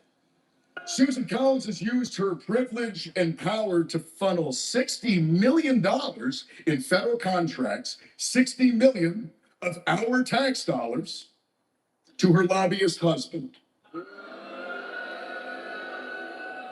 If that's not corruption, I don't know what is. Well, it's just not true. And it's obvious that Mr. Plattner has a problem with the truth. We've seen that over and over again as controversy after controversy comes out about him, and he changes his story, blames it on some experiences in his life, and changes his explanation. So here's the rest of the fact check on that allegation. The bipartisan legislation Collins co-wrote with the late Connecticut Senator Joe Lieberman was called the Accountability in Government Contracting Act of 2007, and it's credited with strengthening transparency and competition in federal contracting, and it was unanimously passed by the Senate. Collins married her husband, Tom, in 2012, and her staff tells me he has not been a registered lobbyist since 2008. Finally, any federal contracts that Tom's old firm may have received would have been awarded by the executive branch agencies, not Congress. So there you go. Okay, let's keep on moving forward. We got to get on over here and see what's going on with the turkey legs. Oh my God, when I was eating turkey, I used to be like, Mommy, you already know. Thanksgiving rolled around, y'all could have all the white meat you want. You can have all of the breast meat you want. You guys can have it. But when I was a carnivore, there was something about a turkey leg. You could have called me a Gavon. You could have called me a Viking. Because boy, I just grabbed that turkey leg and you got to pull out those little slim bones. You guys know those little fine, thin bones that's in there with the little grizzle on the end where you be like this. Y'all know that turkey I'm talking about. I know I'm getting you hungry. I know I'm getting you hungry because it used to be really good, especially when you know how you got somebody that knows how to make it. Like when you got grandma from down south, keep on taking that spoon and she just keeps basting it. And you keep on coming in the kitchen like, when the turkey gonna be done? Man, y'all know what I'm talking about. When the turkey gonna be done? Y'all know what I'm talking about. Oh yeah, but the people that like it, Brian, trust me, they know how to get down with it. My mom used to buy extra turkey legs and cook them too. So many of us like the drumstick. Look at that flowers in the hair. See, I know what I'm talking about. Y'all know what's up. Y'all used to be out here doing the same thing. Got me over here feeling kind of like I'm doing something wrong. Y'all know about the little, that's how y'all know so much about them. But there's this one place in Texas, I think, I'm sorry, in Houston, Texas. You guys remember we reported the story about the turkey leg hut where the owner was like dousing places on fire and all of that and trying to take out the competition? You guys remember this. It's the situation over in Houston where the turkey leg hut owner, he pleads guilty in exchange for a 50-50 arson case. Arson case that he did. I'm sorry, wait a minute. Turkey leg hut owner Lynn Price pleads guilty to federal conspiracy charges in a bar 5015 arson case. You guys do remember this. This is when they were walking around with the gas cans and lighting the patio on FIRE. Check this out. Twist tonight in the turkey leg hut saga after the former owner has now admitted guilt in orchestrating the plot to blow up a rival business. Lynn Price pleaded guilty in federal court today and now faces decades in prison. KPRC2's Bryce Newberry has followed this case since the arrest. And you were doing so good with the turkey leg hut. Man, that seems like a good hustle. Somebody need to start that up again because he ain't going to be able to do it. He's live in the newsroom with the latest information here, Bryce. Yeah, Lisa, this guilty plea means there will not be a trial for Lynn Price, the ex-owner of the Turkey Leg Hut, who today admitted to the judge he directed a crew to blow up Bar 5015, and they called him minutes later to report mission accomplished. Sorry about that, Angel. 6 years to the day since an explosion rocked the museum district, nearly leveling Bar 5015, ex-Turkey Leg Hut owner Lynn Price admitted to masterminding the whole plot. He changed his plea from not guilty to guilty. In federal court Thursday, Price, who once owned the famed Houston restaurant, pleaded guilty to one count of conspiracy to commit arson, telling the judge he directed a crew to set fire to rival business Bar 5015. Surveillance video capturing them dousing the bar patio in gas. Jesus 3 minutes Christ. after the flames first ignited, they called him to report the arson complete. Federal investigators say Price then paid the crew some $1,400, but that, Price said, didn't happen. You heard what our client says in court, and I'm going to let that speak for itself. The explosion stemmed from a dispute, federal investigators say, when the Bar 5015 owner didn't let Price buy into the business, and Price got upset over them using the same crawfish supplier. I like what somebody said. Someone says, that was foul. The plea agreement comes just over a year after Price got arrested, and after 2 of the people involved in the plot already pled guilty. Did 2 others taking a plea agreement before this lead somewhat to this? So you mean to tell me they were supposed to get $1,400 for doing it? He didn't even pay them, and they still went to jail. Wasn't even worth it. Dumbness. Again, we're not going to walk you through the considerations that went into Mr. Price changing his plea from not guilty to guilty. While the FBI says Price also sold marijuana out of his restaurant and he faced other drug and gun charges, those are now expected to be dismissed. Yeah, that was a stronger case. They got you for the big stuff. They let the other stuff go.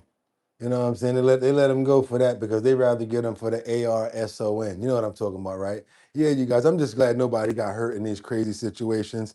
And yes, we're doing trending topics, current events, and much, much more. You guys know anything about ole, ole, ole, ole, ole, ole, ole, ole. That's right, you guys. It's soccer time. It's football season, you guys. A lot of major cities are welcoming many people from all over the United States of America. Here, we're gonna watch these members of the Congo that are coming in, the Republic of Congo, and they arrive in Houston. Look at these guys looking like they just stepped out of Black Panther. Check these brothers out. Real quick, the Democratic Republic of Congo, the team is making their way through IAH right now. We want to give you a chance to listen in.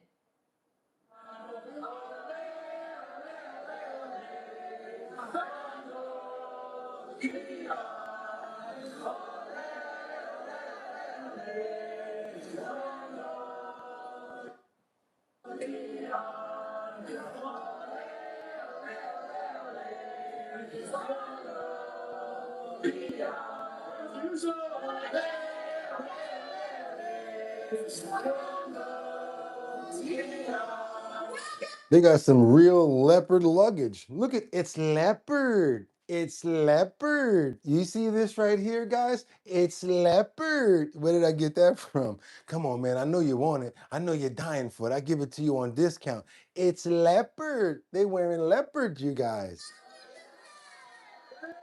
Let's keep on moving forward and double tap that screen and get those likes up, you guys. It's Purple Sunday. We got to have some fun out here, but we got to really get into some real serious situations right here. Let's go across pond and let's see what's going on with this situation. It's very serious. That's right. Wakanda forever. Yes, right. We got a situation over here where we got a new warning. A child murder sparks rage and scrutiny in France. Parlez-vous français? That's right. We go everywhere, right? Let's go see what's going on with the justice system in France, you guys, because it looks like to me people are pretty angry and outraged over an murder that happened of a child, and the nation is outraged behind this. Now to France, where there's mounting public anger after the murder of an 11-year-old girl sparked accusations. Yes, the like button really loves when you tap it. But how do I hit the like button? You're watching me on the phone, you pick up the phone and you say, boom, boom, double tap that screen and you get those likes up. And this is what you can also do too. We got to shout out this person because she's the only one that looked out for Boogotti today. That's so nice of you. Who's this? Isn't this nice? Look at that. Big shout out to Deborah. That's the way you're supposed to do it, Deborah. That's how we appreciate you. This way the big brother don't get a cut. You feel me, Deborah? Thank you so much, and we appreciate that. Just so you know, we donate to different rescues. We donate to horse rescues, and that's the one that we're doing this month. If you want to know what rescue we're going to be donating to this month, please go check out the Our Bottom Line Discord. This way you guys will see where part of your monetary goes to. Thank you so much right there, Deborah, for the $20 PayPal. We like these better. Big brother don't get no cut off this. We appreciate that. That'll go straight to the Bills and straight to the Forsters. That's right, because we got a lot of them that we really take care of. We look out for each other first. We put our mask on, but also we definitely look out. I cannot watch these shows and these situations here without trying to do something. We got to do something, you guys. Everybody put up 5, 10, 20 bucks towards your favorite rescue or towards a rescue that you go towards some grain, some dog food or something like that. Honestly, I know a lot of you guys are in here, you feel the same way. We off course right now, but it's okay. Sometimes you look at these situations that our animals are in and you just think about the money that you have. It's not, even if it's not a lot, but you'd be like, damn, I could do something with $10 or $5 in comparison to what they have, you know?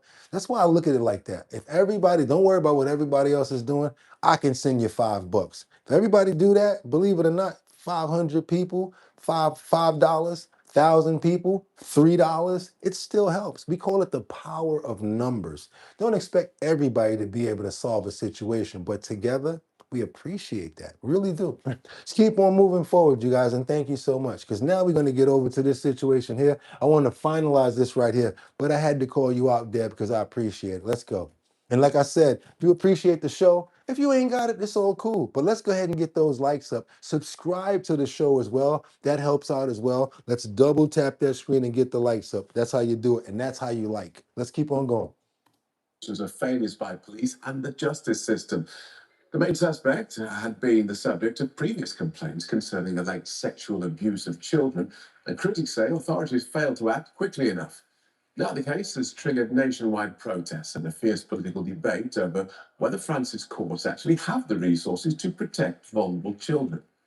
Well, the family of the murdered girl, known only as Liana, led a silent march through their hometown on Sunday. Speaking for the family, their lawyer issued a statement calling for more funding for France's struggling justice system and appealing against knee-jerk changes to the law.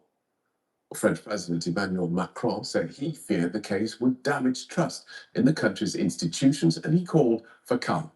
Here's the president's spokesperson. No, I don't want to hear for that. Talking about you calling for calm. Leave people alone and let them mourn how they want to. I don't want to hear your spokesperson tell everybody some calm crap. Let people mourn. When I was going through some stuff, they said, "Oh, you should have been over this by now." How you going to tell people how long it take them to mourn something? I want to pray for that little girl that lost her life, and I want to pray for the systems to get better around here because I'm tired of reporting stuff like that. How about this? How about being tired of reporting the same thing no matter where it is? First time I ever reported this from France, though, and that's crazy. It shouldn't even be going on anywhere. I mean, because we really need to take care of the kids. Nowadays, there is no medium, there's no margin, there's no ledge. Got to be watching out for everybody out here. I've never thought that I'd live in a time where I see things like this going on, and it's real sad to see. So instead of seeing it, we got to step up and do as much as we can to protect the children. So I want to pray for the soul that was lost, this little beautiful girl in France. I want to pray for all children around the world for their protection, for what's to look out for them. And that is why I curate and I find certain videos so that all of the parents and all of the people can understand and see what's going on out here, especially when it comes down to those apps and Roblox. Yeah, watch out for those video games. Amen. Let's keep on moving forward, you guys. Let's get on over here because now we got some more warnings as teens recruited to commit crimes throughout the gaming sites. Yes, they are actually recruiting teenagers to commit crimes now. Just like they do in Grand Theft Auto when they send you on a mission and you get a certain amount of fake money, they sending kids on missions for real money now, y'all. I just saw a house get pow-powed. I saw some other thing get sprayed up, and a 15-year-old lose his life. His mother's out here suffering. Yes, you guys, we got a new warning out here going on, and it's sparking rage like right now. Be careful, because teenagers are being recruited to commit these crimes. Check this out. We're going to go on over to a special from Good Morning America that I saw yesterday from America Investigates. I think this is actually short enough. We're going to let the whole thing play. Please pay attention to what they're saying. If you want me to rewind it, no problem. This is no video game or scene from a crime drama. These are actual assassinations carried out by kids and part of a growing and terrifying trend. They don't call it a hit, they call it like a mission or a challenge. It's known as violence as a service. Real kids recruited online to commit real crimes with deadly consequences. It's still hard to believe. Sometimes I feel like I'm dreaming, like a nightmare. Annalie Berg's 16-year-old son Rio was a victim. In 2025, he was on his way home when a hooded stranger came up from behind, pulled a gun, and opened fire. Rio was shot and killed. It was like, why, who, what's the reason for this? Why him? Why his friends? Look closely at the shadowy figure shooting that pistol. Investigators say that's no professional assassin, but a fellow teen the same age as Rio, recruited for the job online. He did it for money because he was in debt. I would imagine it's hard for a parent to believe. A 13-year-old carrying out a contract killing almost seems unbelievable, but that's what you're seeing. These kids are actually doing these crimes. We see kids from 13, 14, 15 years old doing contract killings, doing abductions, doing kidnappings, doing bombings. They've been told that this is nothing different than the gaming that they were doing, and they get lured in. Europol, the European Union's police agency, tells us the recruitment of teens to do the dirty work of criminal organizations is now one of the biggest crime problems in the West. Videos obtained by ABC News show these child foot soldiers. These kids are vulnerable, they can be manipulated, they're very cheap, and they're expendable. Liberty and Justice says they knew what they were doing creating these games. And thank you, Rory. Brian, so sorry for your loss as well. Boogotti, that's from me to you. Well, Liberty, is there a Venmo account? No, there's not. That's my phone number, and I can't give you the phone number. I'm sorry about that. But yeah, let's keep going, you guys. But I appreciate you for that. It's only a PayPal. Sorry. That's how it works. Someone commissions the crime and funds it. Someone then Or you can buy Boogotti a coffee. We have that as well. scours encrypted messaging apps and gaming platforms for new recruits. Someone else provides instructions and a weapon, and some inexperienced minor pulls the trigger. So they got a couple of different moving parts of this. It's well organized, well thought out. They're trying to cover their tracks in some sort of manner, but they're really not. The sad part about it is we got 13-year-olds that's winding up doing this, and they're acting like they playing real games. Somebody said that they got influenced by playing Grand Theft Auto when they were a child. Even if you didn't really get influence, you got influence in certain means of being able to deal with certain sort of destruction. Being able to create mayhem and see what's going on when it comes down to that, and seeing what it could look like in a simulated sort of being. Now, yes, you saw it yesterday with the 68-year-old man that got out of the car, ran into the people, flipped the car, got out, boom, boom, boom with the shotty, and now we're seeing it in a whole different way. These kids are being paid for it. This may have started in Europe, but experts say it's spreading to the US. Criminal networks have no borders. Criminal networks have no standards. They have no laws to obey. Also, the digital environment is borderless. In fact, the FBI now says it is aware of this trend. So are gaming sites like Roblox, which told us they constantly monitor for critical harms. But gaming sites and law enforcement officials say there is Roblox constantly monitors. Yeah, okay. only so much they can do if kids are online unsupervised. Say it's borderless. Most of the time, the kids are going to be online unsupervised because what the parent does is this. What are you on right now? Look at a couple of messages or whatever like that. Give them back the device and go back to do what they was doing. Because a lot of parents calling them out, y'all. Let's call them out together and tell me if I'm right or wrong. How many parents do you feel pacify their child with the iPad? Yeah. How many of them? Because there's parents out here that overfeed their children. They give them snacks that they're not supposed to give them because they're trying to pacify them with that. How many of you guys? They're not just good because they know how to work the iPad. That's because all of the time they're giving it to them. Give them the iPad. Give them the iPad. Give them the iPad. Give them the iPad. Of course you're going to be good at 2 years old if that's what all they keep on handling you. I'm not. I'm just calling it out. I'm calling it out, and I'm sorry. I'm calling it out. If I'm wrong, I'm just call me out too. Brian says thumbs up. All of them do all of the. Yes, that's right. As soon as you get in the car, you got the iPad back there for you to look at. I used to like looking out the window. And you know why that's not good? Because damn, you can't take your eyes off of something that's entertaining you for a little while. You can't be amongst the world, amongst what's going on outside. And then us as as adults, we start wondering, why you always on your phone? And why we don't eat dinner together the way a normal family does, because we always on our phones. That should be a new rule. If we're gonna be, we gotta eat dinner together as a family, and you can't have your phone. So you can sit there and bust that food down as fast as you possibly can. I can't tell you that. You want to get on your phone, but I'm gonna tell you one thing: no phones at the table. Let's start bringing stuff like that back, where our social abilities and us being around each other can start building up. Because you know what that brought back in the 70s and the 60s when they didn't have phones and cellular things like that? You had to talk to your family. You had to learn how to communicate. How was your day? Oh man, I couldn't stand my boss, whatever like that. You guys are being able to actually talk. And you know what? You're getting these stresses out because you're talking to somebody.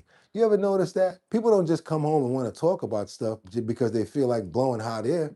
You actually help them to unwind at those points. You sit down, now you got a chance to have a conversation. Think about it like that, you guys. Let's try to get into those motions more. And it's much more better for the kids. We all sat down together. Remember that? Am I tripping over here, you guys? Talk to me. Remember Frisbee? Somebody said Frisbee. You got to be nice to do the Frisbee. You got to really be on some, you know what I'm saying? You got to snap that and make sure it goes in a certain direction, because you don't want to just throw the Frisbee and have it going like that. You want to, you know what I'm saying? I was so nice, I could play football Frisbee. How about that one? There you go, football Frisbee. Let's turn it up, AF. Chicago, we got to get on over to Streeterville, because we got some tap to pay scammers that attempted to and then they got caught on video. Check this out, you guys. We finally got some people that got caught trying to tap the scam in. Let's get on over to Chicago and see how this worked out for them.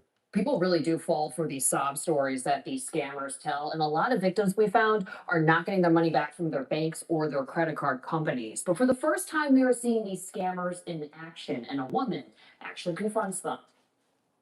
I think this is one of the worst scams in that it's preying upon people who have goodness in their heart. There you go, ad rains. Wednesday around noon, this woman, who asked to remain anonymous for safety reasons, was walking to grab lunch in Streeterville near Ohio and St. Clair when she ran into this, a woman surrounded by 4 men. So you guys take cash at all?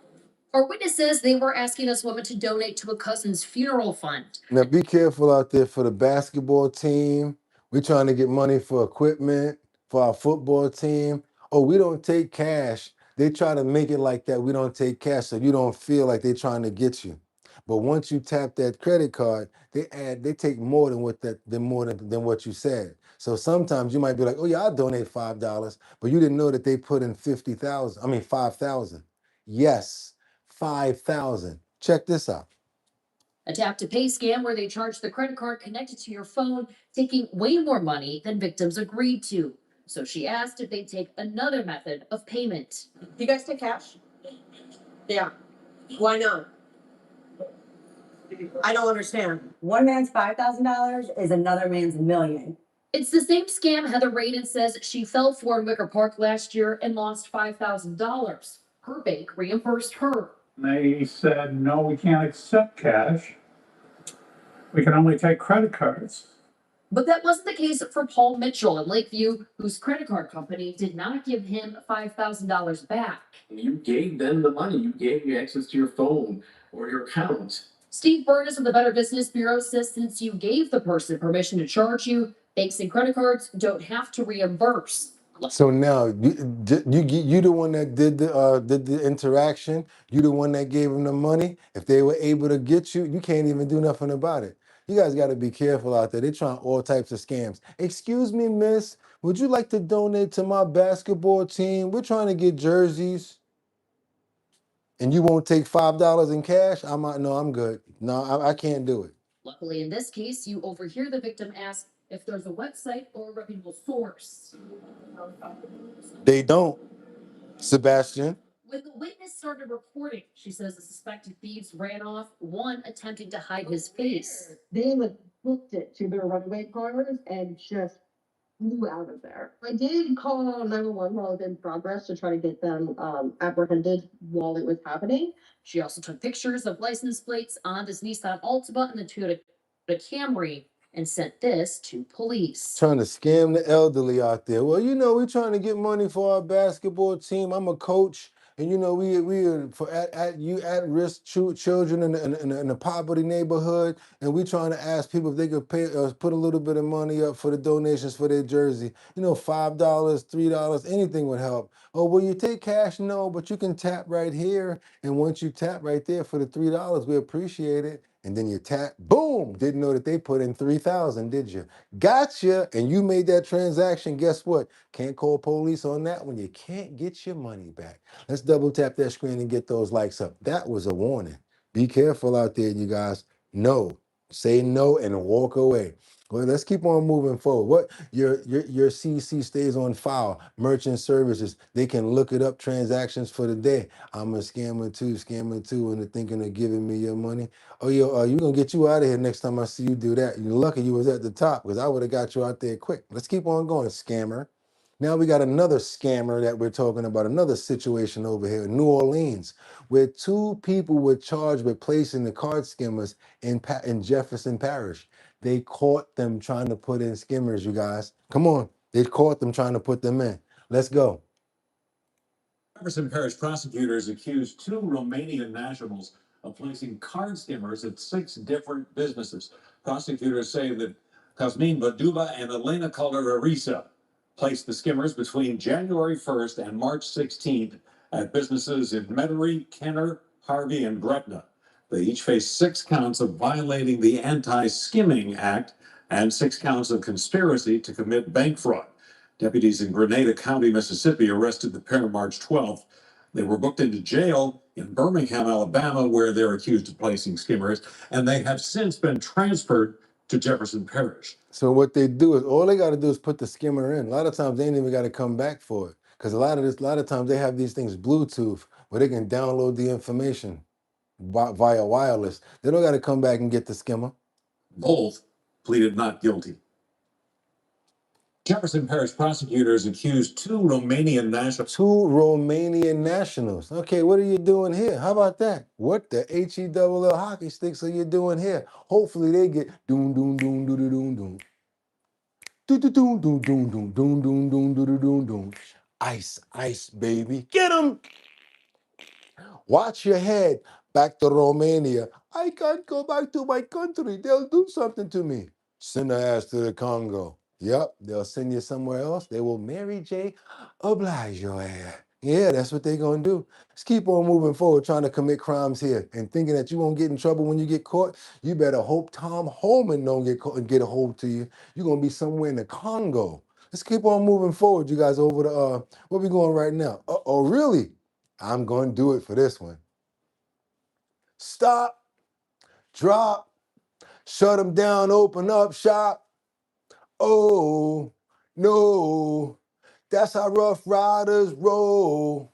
Stop, drop, shut them down, open up shop. Oh, no, That's how Rough Riders roll. That's right, you guys. The late, great DMX. DMX. That's right, you guys. We got to show some love to the OG, one of the best rappers that ever did it. 10 times platinums with 2 albums back to back in the same year. DMX. That's right, you guys. What's my name? Where my dog's at? And blood and flesh of my flesh, blood of my blood. Let's keep on moving forward, you guys, because now we're celebrating DMX how do they say that? Humorously honored in Yonkers with a street renaming. They gave him a name, you guys, Earl Simmons Way, up on his old block of School Street. On School Street, y'all, let's check this out. Yonkers Street, named after DMX. Yonkers native DMX is receiving a posthumous honor from his hometown today. Posthumous, thank you.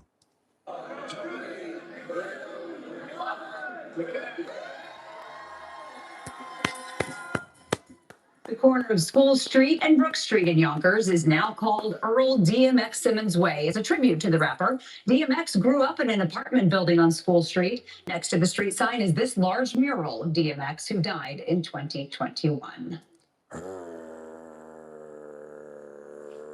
Where my dogs at? Let me tell you something about DMX and hip hop. You're probably gonna get angry when I say this, but DMX had an issue. He had a problem with substance abuse. But DMX, to me, DMX was hip hop's dog, straight up and down. When he barking off the chain, you still holding him because, you know what I'm saying, that's my dog and he holding me down. I ain't gonna flip on him because that's what he do, number one. Number two, dedicated and real honorable to his people. Number two, he definitely was. That's how dogs are. And even when he did bad things, was off his rocker and doing certain stuff, we still loved him because that was our dog. That's what I'm trying to tell you. Your dog boo-boo on the ground, you might pap him or whatever like that, but you still love him because that's your dog. And that's what we did for DMX. He gave us music from his heart, and we appreciate that. And that's why I don't even know if there's a rapper that was more impactful than the great DMX. You guys saw that what was that he did for that big concert that he did? Somebody said when DMX performed for the entire world. Remember Woodstock when he came out with the jumper on and he was like, where my dogs at? And people were like, and they went crazy. And then he would sing and he would actually pray. Not a lot of rappers like that. That's why we love our dog. That's what I'm trying to tell you. We accepted him. Go ahead and double tap that screen and they said it was like 1 million people. You know what I'm talking about, Brian King Falcone. Y'all remember? Y'all know what I'm talking about? Y'all remember? Y'all know exactly what I'm talking about. Unique style. He was and there will never be another Dot Focus ever. There you go. I'm slipping, I'm falling, I can't get up. Hey yo, I'm slipping, I'm falling, I can't get up. Hey yo, I'm slipping, falling, I can't get up. Get back on my feet so I'ma tear shit up. That's right, you guys. I'm out here smoking, blowing lights. Fuck the police. He said, watch when I get back on my feet. Oh, y'all gonna jump on my... Yo, that was the dog right there, y'all. Let's go. Let's keep on moving forward. Even when he flipped on Drake, I don't know. I don't even want to talk about that right now. I don't know. Remember when he went up to Hot 97 and told it all? They still loved him because he's our dog. Let's keep on going up to New Orleans, you guys. We got to go and do it. Are we going to New Orleans or are we going out to Florida? Uh-oh, we going out to Florida. Because guess what? You guys ready? The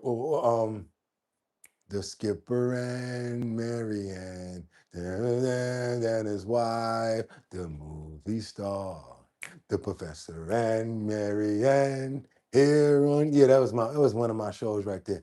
Gilligan with the white hat. Every time I think about going out on the ship and getting shipwrecked, I always think about something like that. Because they always say like, there's always a possibility of something to happen like that. But you guys used to watch Gilligan's Island. You know what I'm talking about, right?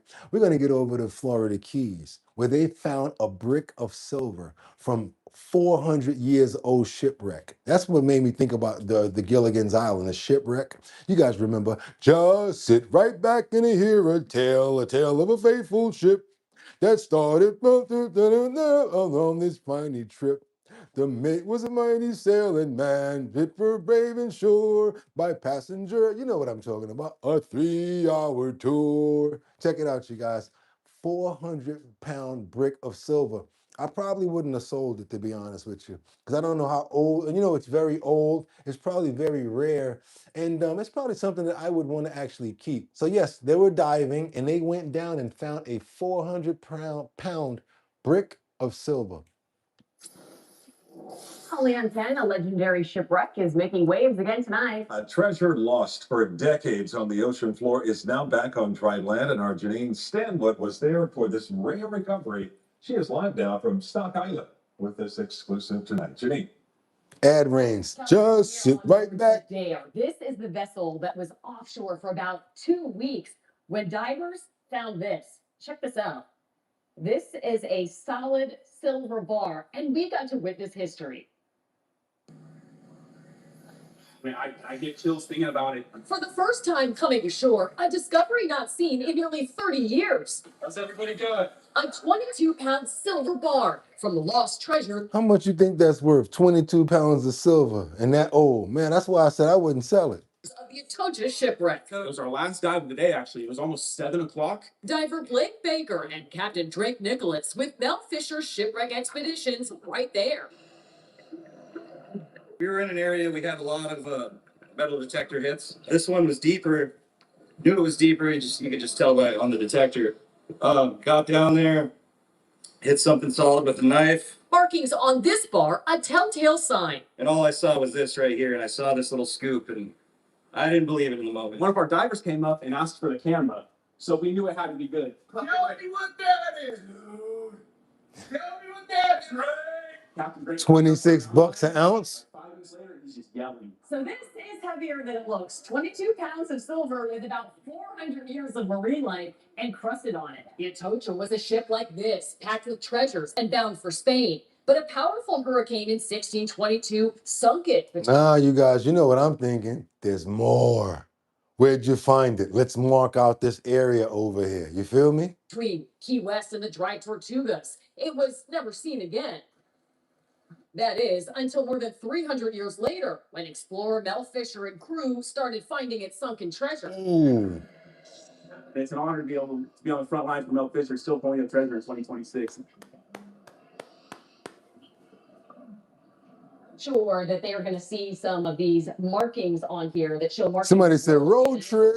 Is what was done back in the 1600s when they would make sure that these bars were pure. And I want to show you something. If you notice, Drake was actually wearing a Hawaiian shirt, and I thought, is this real? Is he really diving in a Hawaiian shirt? And he said 100%, this is the shirt, and that's actually his good luck charm. He's ready to get back on the water again. By the way, they do believe that this bar is worth between $150,000 and $200,000. It's going to be taken to a lab to get off all of this marine life and crustaceans, and then it'll be kept for historical purposes.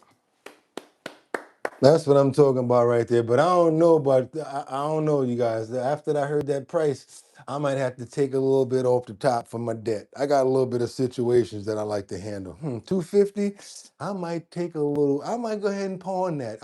Let me see. Go ahead and give me $150 for that. $175, and you guys take the money off the top. Take a little bit for yourself. I'm gonna leave a little meat on the bone for you. Yeah, man, I might have to sell that. Y'all talking about $250. They just said 250,000. Man, I'm out of here. Hey, you guys, our bottom line is going to be from Bermuda tomorrow. What? We'll be somewhere in the islands like, yeah, and then no TV in the back right now.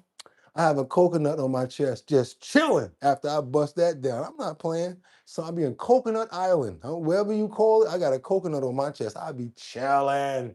Yo, Boogotti, thought you said you was going to keep that silver bar.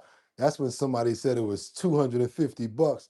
$250,000? Man, listen, I'm gonna use my grandmother line right here. I be done sold that damn bottle, that bar of silver fast as a cat can lick his ass. That's what my grandmother used to say. Boy, you can lie fast as a cat can lick his ass. So I adapted that from her. I be done sold that bar, $250,000. How much you give me? Well, sir, at this present market, we want to make a little bit of profit off of it.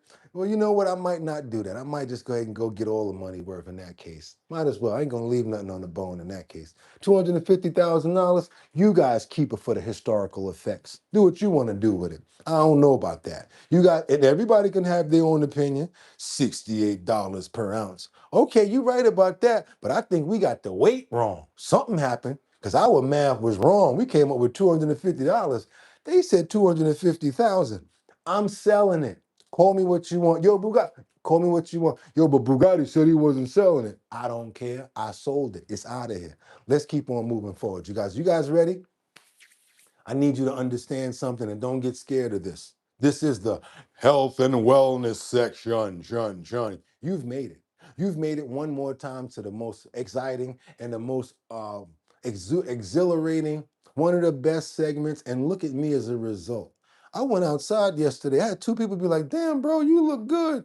I had to ask them guys if they were cuckoo for Cocoa Puffs. Dude at the store was like, yo, what you been doing? I'm like, what, just working out, staying in the crib, drinking water. Yo, you look really good. What are you doing? Literally asked me. He asked me. I said, you know what? So this is what I started doing. I substituted my sugar with monk fruit sugar. Why did you do that? Because there's no calories, there's no thing, nothing in it, and it can't trigger anything that has to do with diabetes, and it's really working good for me. And guess who's really angry at me as well? My dentist, no cavities. You guys, I forgot to do this. I got to keep on reminding you guys, you need to get rid of the cane sugar. If you find something better than what I'm about to show you now, you better show me because I share with you guys all the time. I always use the monk fruit sugar from now on. I didn't know how good it was. You don't really need that much. And if you guys want to save yourselves and stop dealing with inflammation all the time, and because I honestly do believe that a lot of the inflammation that I had in the past came from the cane sugar. It also came from the enriched flour. I used to eat pizza a lot. So the pizza, because of the enriched flour, I took that out of my diet. I promise you guys, I used to have a little bit of inflammation. I don't have any inflammation anymore. When I want to get a cup of tea going, I use this. You guys know what I'm talking about. Let's go there. Let's look at this right here. Let's go. We got monk fruit sugar in the raw. It's fruit sugar, monk fruit sugar in the raw. This is actually what I use. 0-calorie sweetener blend. It's a classic. It's really good. I don't even use the white one. I like to use the brown one because I'm kind of like still on the raw look and I still feel as this may be a little bit refined when it comes down to the white. But yes, I actually do use this every single day now.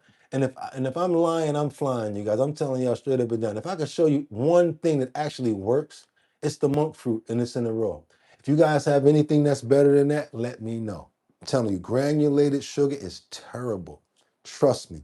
I've been drinking a lot of water this summer. It's doing its thing. I know it's just gonna be flushing you out. Coffee mate French vanilla is poison, but I can't stop. Yes, you can, because you just said it. You just said it. Okay, let me check. I'm gonna check out stevia after I do my homework. And sugar's supposed to be brown. Yes, it's supposed to stay in its raw form. When you see anything that's been enriched like that, I run from it. You guys, anytime you see somebody mixing pancakes, get up out of there. Unless it looks like it's some wheat flour that they got from somewhere that they're explaining to you. All of that enriched crap is no good for us. It's out of here. We're not messing with it no more in 2026. And also, I want you guys to be careful because we got a situation where Florida just tested their breads and they found weed killer chemical inside of a popular bread brands. They're saying that the parts are very low, so we shouldn't worry about it. But I want to say this sentence to you again. They're saying that in Florida, tests find weed killing chemicals in popular breads. If you eat stuff like Sara Lee and certain breads like that, sandwich breads, they're saying it's nothing for you to be scared of, but you know how we do around here, you guys. I'm still gonna put you on it. Let's go. Let's keep on moving forward, you guys. Let's go. Double tap that screen and get those likes up. We're in the health and wellness section with a couple of segments. Let's do it. This one right here, sandwich bread investigation. I don't care if it's a very small amount of whatever it is. I'm still gonna let you guys know about it and let you decide. Let's go. found pesticides in some common types of sandwich bread. So we took a closer look at the results. Our chief investigative reporter, Craig Patrick, has the data and the context. The DeSantis administration said it tested store-bought bread and found high levels of pesticide in some popular brands. And there was a lot of legwork that went into making sure that they were doing it the right way, in a way that really was scientifically rigorous. I still will get that. Don't worry about it. The 5 that you put on the video, I'll still get it. I'll see it. So thank you so much. And I appreciate that because you ain't have to give me jack. I appreciate everything. But let me give you some more information now. Appreciate you so much for the 5 on it. Who that? Coin Collective? What's up, Coin Collective? In 6 types of bread, the test detected the pesticide glyphosate. Now, it has a lot of really insidious effects and very concerning effects. The federal safe limit for glyphosate in wheat grain is 30 parts per million, but the state published its findings in parts per billion, which increases the number you see on the page. Dr. Marie Bourgeois is a USF chemistry professor and toxicologist. I don't know why you would do that based on the regulatory limit that we have set. It just inflates the numbers. 30 parts per million translates to 30,000 parts per billion. And the highest level of glyphosate the state found in any bread was 191.04 parts per billion. Which would make these numbers seem very small. Small as in the highest level the state found is less than 1% of the federal safety limit. I don't care because they keep on giving us limits that the UK don't accept. So I want to know what UK saying now. So I'm going to find out the numbers and the parts and everything for the UK. There's certain things that we can accept from our FDA, but they also allow many more things that the UK and other countries don't. I defy you to find someone who's going to be able to eat enough bread for that to be a problem. Here's some of the math on that. For an average man weighing nearly 200 pounds, with the highest level of glyphosate the state found, he'd have to eat more than 29,000 slices of bread per day.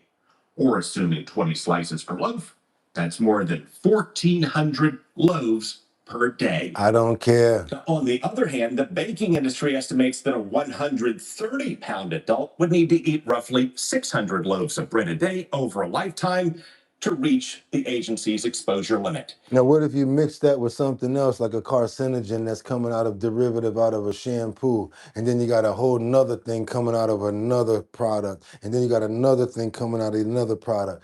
Next episode might be how to detoxify, you guys. Because even though they're telling us how much these parts and billions and all of that, we don't listen to them. We don't believe you. Do you? I don't believe that. I'm glad that they told us. Let's keep on moving forward. Pesticides in the bread? Nigga, please. I'm checking into that. Do not eat. Allegedly, they're saying that Sara Lee was the highest number, the highest number. So if you do eat sandwich bread, don't eat that one. Call me what you want. Liberty and Winter, y'all know what I'm talking about. FDA approved so many things other countries would shake their heads to. I don't respect anything they say. Liberty, you know what I'm talking about. And you got kids, so you got to make sure that you give them the right stuff. And the good stuff is so expensive now. How come all of the stuff that's good for you is expensive? One little box of tea with about 8 bags or 10 bags in it, it's like $8 or $9, $11 or something like that. All the good stuff costs more. Yeah, what is that? All of the poor people, we got to eat like crap just to make it to the next couple of hours or whatever like that. Then you wonder why your leg is bothering you, why you don't feel so good, why you having this problem, why you got inflammation, because you can't live off a 99-cent pizza. That's why. Because that enriched flour is not good for you. Things like that. New York, I believe that the majority of people are living off of 99-cent slices of pizza. Let's keep on moving forward, you guys, because now it's time to get into this next post. I promised you that yesterday that we were going to get into this pasta. I want to know what you guys' favorite pasta sauce is. Mine used to be Prego. And before that, when I was a kid, we used to use Ragu when I was a kid. I don't know why, but I think it was probably because of the sweetness inside of it. That was mostly probably the reason. And the majority of the people in my family, had diabetes or probably lost their lives. A couple of them lost their lives with diabetes and eating the wrong way and things like that. Big Thanksgivings and all of that extra stuff like that. Yep, they did it. What I want to know, which ones? Rios, someone said. Okay, what else you guys got me for? I want to know what sort of pasta sauce we eat. I was talking so that you guys can drop names. I only got one person. So one says Rios or is that Raos? What do you use for pasta sauce? If you make your own pasta sauce, you can tell us that. What sort of pasta sauce do you like? If you eat pasta sauce, do you like it? Okay, Miss Swanza says I make my own. I don't buy pasta sauce. Do me a favor. Let me know how you make your pasta sauce. If it's real, make it real quick. Tell me real quick, man, how you do it. Real quick, how you do it. I don't buy it. Ad Rain says Classico. Okay. How you doing, Christian? I don't know what nail is. I don't think that's a yeah, Prego. Yeah, nail is not a so it's Prego. Okay. Cheap Alfredo, ragu. I used to eat that as well. I make my own. Always red sauce, never white. Victories. Okay, is that a name? Okay, I'm running low on jarred tomatoes. I can't wait till the plants start fruiting. Oh, that's dope, Adam. I make my own. I make my own. Dollar Tree. Okay, Brandon said he go to Dollar Tree to get his. He don't even care. I tend to make my own pasta sauce with the tomatoes I grow from my garden. However, if I'm buying pre-made, it's always the 4 ingredients pasta sauces. We make our own. I got the ice. Okay, make my own. Prego, Hunts, and you're laughing. Okay, organic classico. Don't eat it anymore. So you don't eat pasta sauce anymore. Okay, Ad Rains.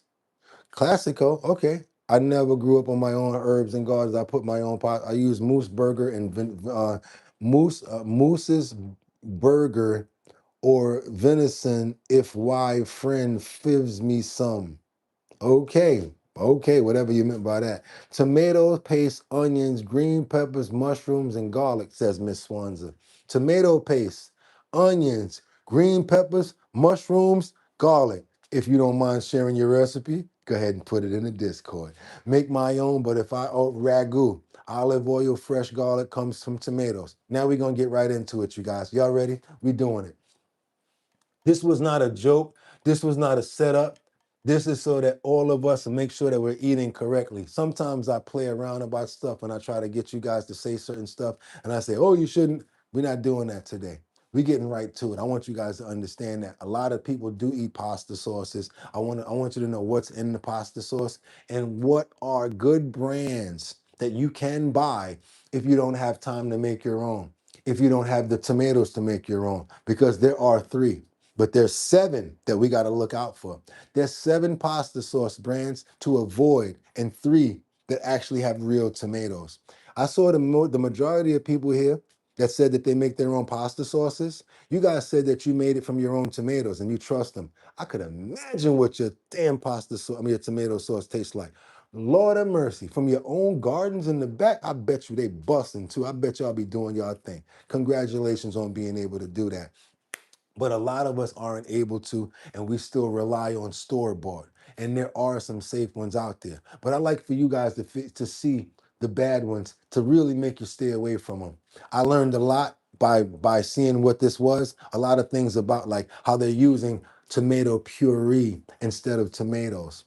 They'll buy a whole vat of tomato puree, then they'll concentrate it, and then they'll mix it with water, and then they'll cook it again. So you're getting tomato paste a pasta sauce that's already been cooked 2 times. There's a lot of vitamins and a lot of minerals and a lot of things that are in the in the natural vitamins inside of onions and things like that that actually get cooked out when we buy those store-bought brands. But there are store-bought brands that are good that have 4 or 5 ingredients, like someone said, that we should pay attention to. I'd like to start off with the 7 that we need to pay attention to and make sure that we stay away from them. Let's go. The first one that you probably already going to know is one that we already said, and that's going to be Prego. Let's get into it. Why stay away from Prego? List 7 brands to leave on the shelf. 4. Prego Standard Line. Why number 4? The ultimate identity illusion and ultra processed sugar trap. Identity illusion and a sugar trap. Great images on the front of it. Got the big tomato. It says Prego with like a sort of Italian name. So much sugar you wouldn't even believe it. And why? Because the tomatoes are bad and they're very bitter. And the only thing to dilute that is sugar. Not only that, we're going to see a lot of high fructose corn syrup and a lot of other additives that we're not appreciative. Why? Because they hurt us and they go to our inflammatory systems. We don't want swollen ankles and elbows anymore. So we need to stay away from certain things that that we can say help that assist that in happening. Let's keep on going. The ubiquitous glass jar of Prego is a classic industrial trap. For decades, this mega brand has capitalized on a cozy image, but its standard line is a metaphorical dessert masquerading as dinner.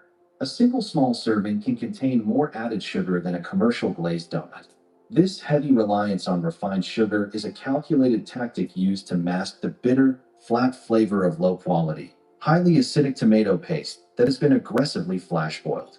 You are buying an engineered commodity that has been stripped of fiber, packed with sodium, and artificially thickened with food starches. Another product that's made as a product, not necessarily a food, because when they make these products, they don't care about anything but what? Cost to get the product, to get the money, the shelf life. So they put a lot of things in it to make sure that it's going to be able to stay there long. And they just want to make sure that they use the most affordable items in order to make these products. And if they got to use things to cover it up and mask the flavor, they do that. 5. Ragu standard line. Why number 5? Mass scale thermal degradation, high fructose corn syrup, and industrial seed oils. Something else that I learned about high fructose corn syrup. If you have syrup in your kitchen right now, turn the label around on the back of it. I'm not talking about this type of sauce. I'm talking about regular syrup. It's a very sad situation. Turn around that Aunt Jemima, look at that label. First thing that you're going to see is high fructose corn syrup. That's not maple syrup or nothing in there. That's fructose corn syrup with a different flavor added and a color to make it brown. Ragu operates on a staggering industrial scale, routinely reconstituting dehydrated tomato concentrates with massive amounts of water.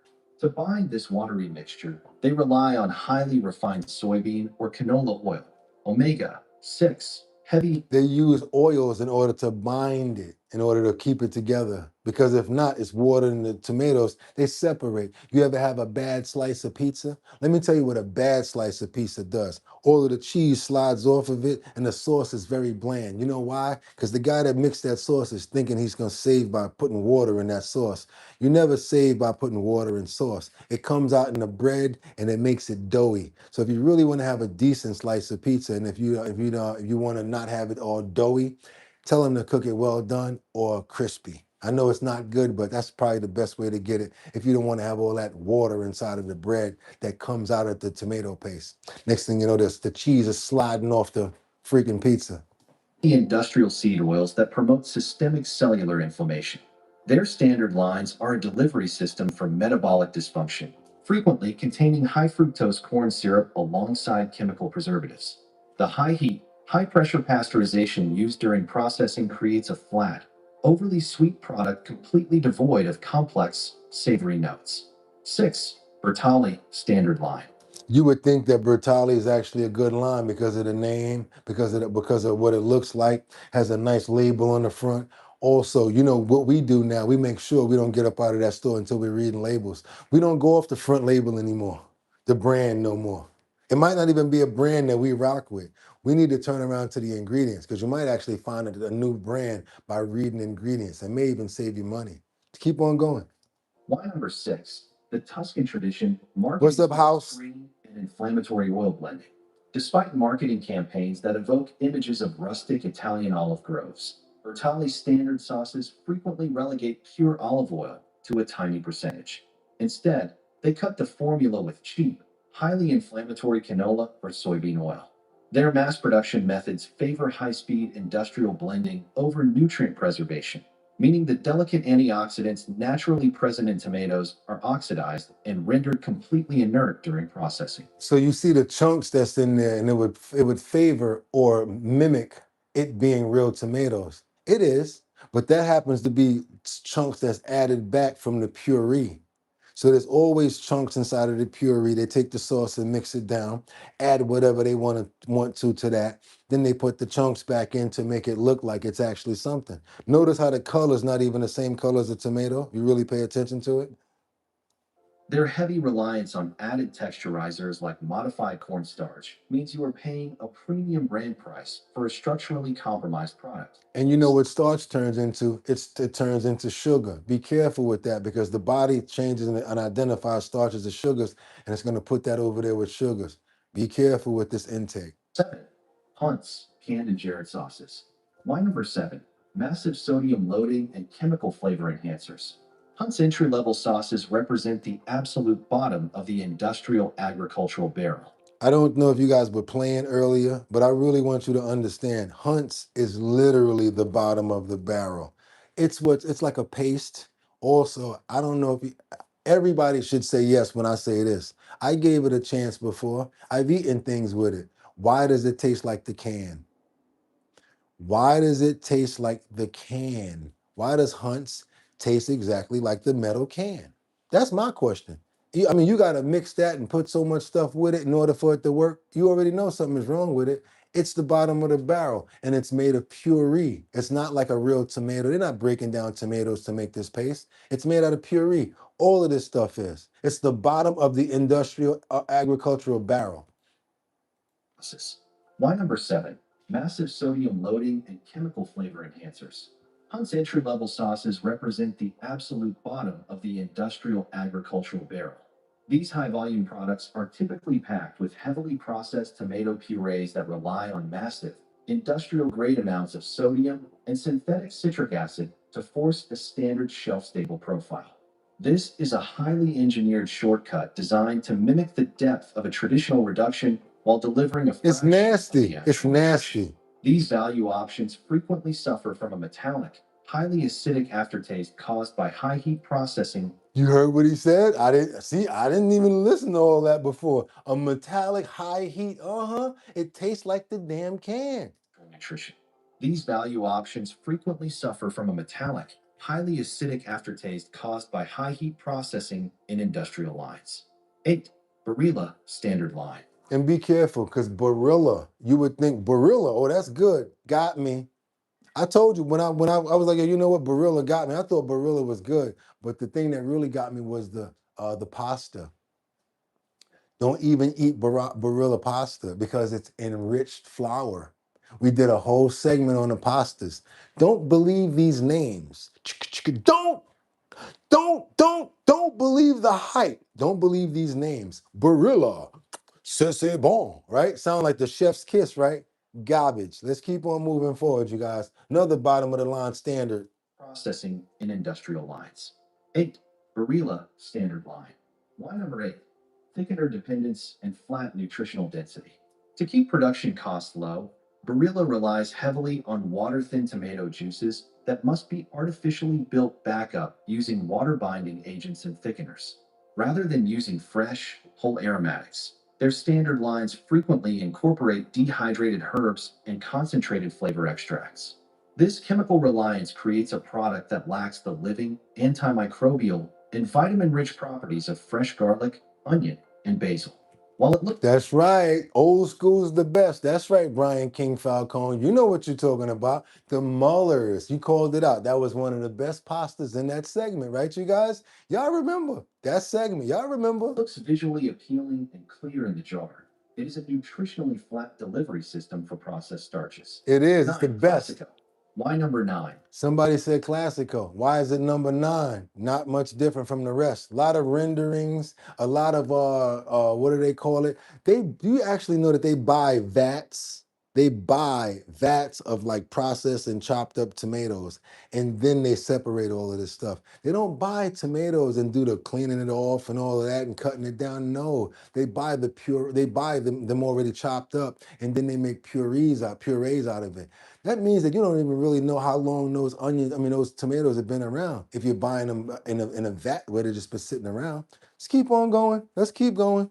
Reconstituted paste dominance, artificial acidity balancing, and empty calories. Classico uses regional Italian names to build a premium aesthetic, But past the clever branding lies a highly processed reality. The primary ingredient in most Classico jars is not whole tomatoes, but tomato puree made from reconstituted tomato paste and water. This means the product has been cooked multiple times before it even enters the jar, once at the processing plant to create the concentrate, and again during the final bottling process. So basically, all they do is they take a concentrate similar to like Hunt's, add water to it, add a little bit of oil to get it a little bit of flow, moving it around, throw whatever sugars in there to try to bring the acidity down that you guys mentioned. The more sugar, the less the acidity count, but it's still in there. That's why you'll still be burping and feeling that way. Yeah, let's keep on going, you guys. It's garbage. This double heating crosses the thermal threshold where delicate vitamins, such as vitamin C, are completely neutralized. To manage the extreme acidity resulting from this aggressive processing, the formula relies on heavy balancing acts of added sugars and pH adjusters. So from what I'm hearing right here, from what you guys that create and make your own fresh pastas, I would say that you guys that are making your own fresh pastas probably are the best pasta sauces, right? Pasta sauce. And you probably are getting the highest amount of vitamins because you don't have a cut going on. You're the only one cooking it that one time instead of these two cooks before it gets to you. One for the concentrate, one for the mix, then you cook it and warm it up. So that's cutting out three different chef times right there. So you guys are getting actually the most of the vitamins when it comes down to all of you guys that say you make your own pasta sauce. Transforming Okay. a historic healing tonic into a metabolic burden that fundamentally compromises your digestive wellness. 10. Newman's Own Standard Line. Newman's Own. Think about this. If I'm alive and I'm a guy that's about quality and I'm about everything and about my product, I'm going to stay on top of where everything is coming in at, what's happening. But once I get sold to a bigger company, they're going to use my name to just pimp it and keep on getting as much as they can. They're going to start cutting down on good things, good quality. It's not going to be the same as if it was in the beginning. So we could be seeing that out of brands that derive from certain people and certain companies. Like when they start getting older, a lot of people say, let me buy Lindt, let me buy Cadbury. So many people know that company, but they're gonna sell the contract to make the candy from one of these hook and joke companies. That's what I'm saying. Line number 10. High sugar accumulation and hidden industrial processing aids. While Newman's Own is celebrated for its charitable business model, their standard pasta sauce line unfortunately Thank you, Adam. shares the same industrial processing pitfalls as its commercial competitors. Many of their mainstream flavors are quietly loaded with substantial amounts of added cane sugar to appeal to a hyperpalatable, sugar-conditioned mass market. The inclusion of these refined sugars, combined with high heat pasteurization, completely overrides the natural health benefits of the tomatoes. The resulting product is an ultra-pasteurized, sugary syrup that spikes insulin levels rapidly. It represents an inconsistent experience that leaves the health-conscious consumer paying for a charitable brand name rather than a legitimate, earth-born superfood. Anatomy of the sauce scandal. How they trick you. Before we wrap up, we must understand the dark arts of the pasta sauce trade. There are specific, calculated tricks these megacorporations use to keep their health halo. Y'all already caught them. Somebody said, look at the label. The label looks so nice and make you think that it's good, right? That Classico label, right? They do that with the labels. Put the nice tomato on there with an onion, fresh onion. The photo shoot is off the hook. The photo shoot for the food is off the hook, but the food ain't up to the same quality. Intact while selling you an industrial commodity. They vine-ripened smokescreen. Companies will proudly splash images of pristine, sun-kissed vines across the front of the label. While this sounds comforting, legal loopholes allow them to use this phrasing as long as the tomatoes touched a vine at some point prior to being machine harvested, green picked, and artificially ripened with ethylene gas in industrial warehouses. You didn't hear that. Y'all didn't hear that. How did they get ripened? At some point prior to being machine harvested, green picked, and artificially ripened with ethylene gas in industrial warehouses. The traditional lie, you'll see the words traditional recipe or old world style in bold letters. Consumers think this indicates a slow, artisanal cooking method. It doesn't. These terms carry no regulatory definition, allowing companies to apply them to flash boiled, chemically stabilized tomato paste that are thrown together in minutes. I told you guys about the electrolytes. You got the big old thing of the Essentia, right? A big old thing of Essentia water. They take one little dollop and boop, put that in there. Hey, it's got electrolytes in it. They not telling a lie. That's how you get around the FDA. One little dollop, boop, and all of a sudden it's electrolyte water. Get out of here. The oil swap. To keep profit margins high, mass market producers will feature the words made with olive oil on the front panel. However, when you turn the jar around to the ingredient list, you will find that the primary oil used is cheap, highly inflammatory soybean or canola oil, with just a microscopic splash of low-grade olive oil added purely for legal labeling compliance. For legal label compliance, it'll be like 2% olive oil. Hey, but we did say it's virgin olive oil in there. Hidden pre-cooking. Most industrial brands cook their ingredients multiple times. First, to reduce the fresh tomatoes into a shippable industrial concentrate, and a second time inside the final glass jar for sterilization.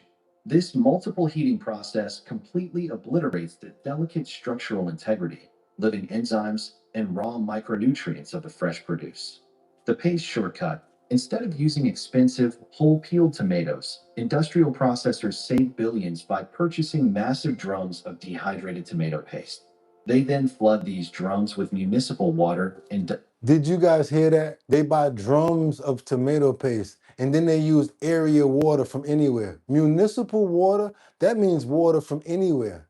The city, as long as it's coming from the city or something like that. You guys heard these words. I'm not making this stuff up over here. Let's do this again. Glass jar for sterilization.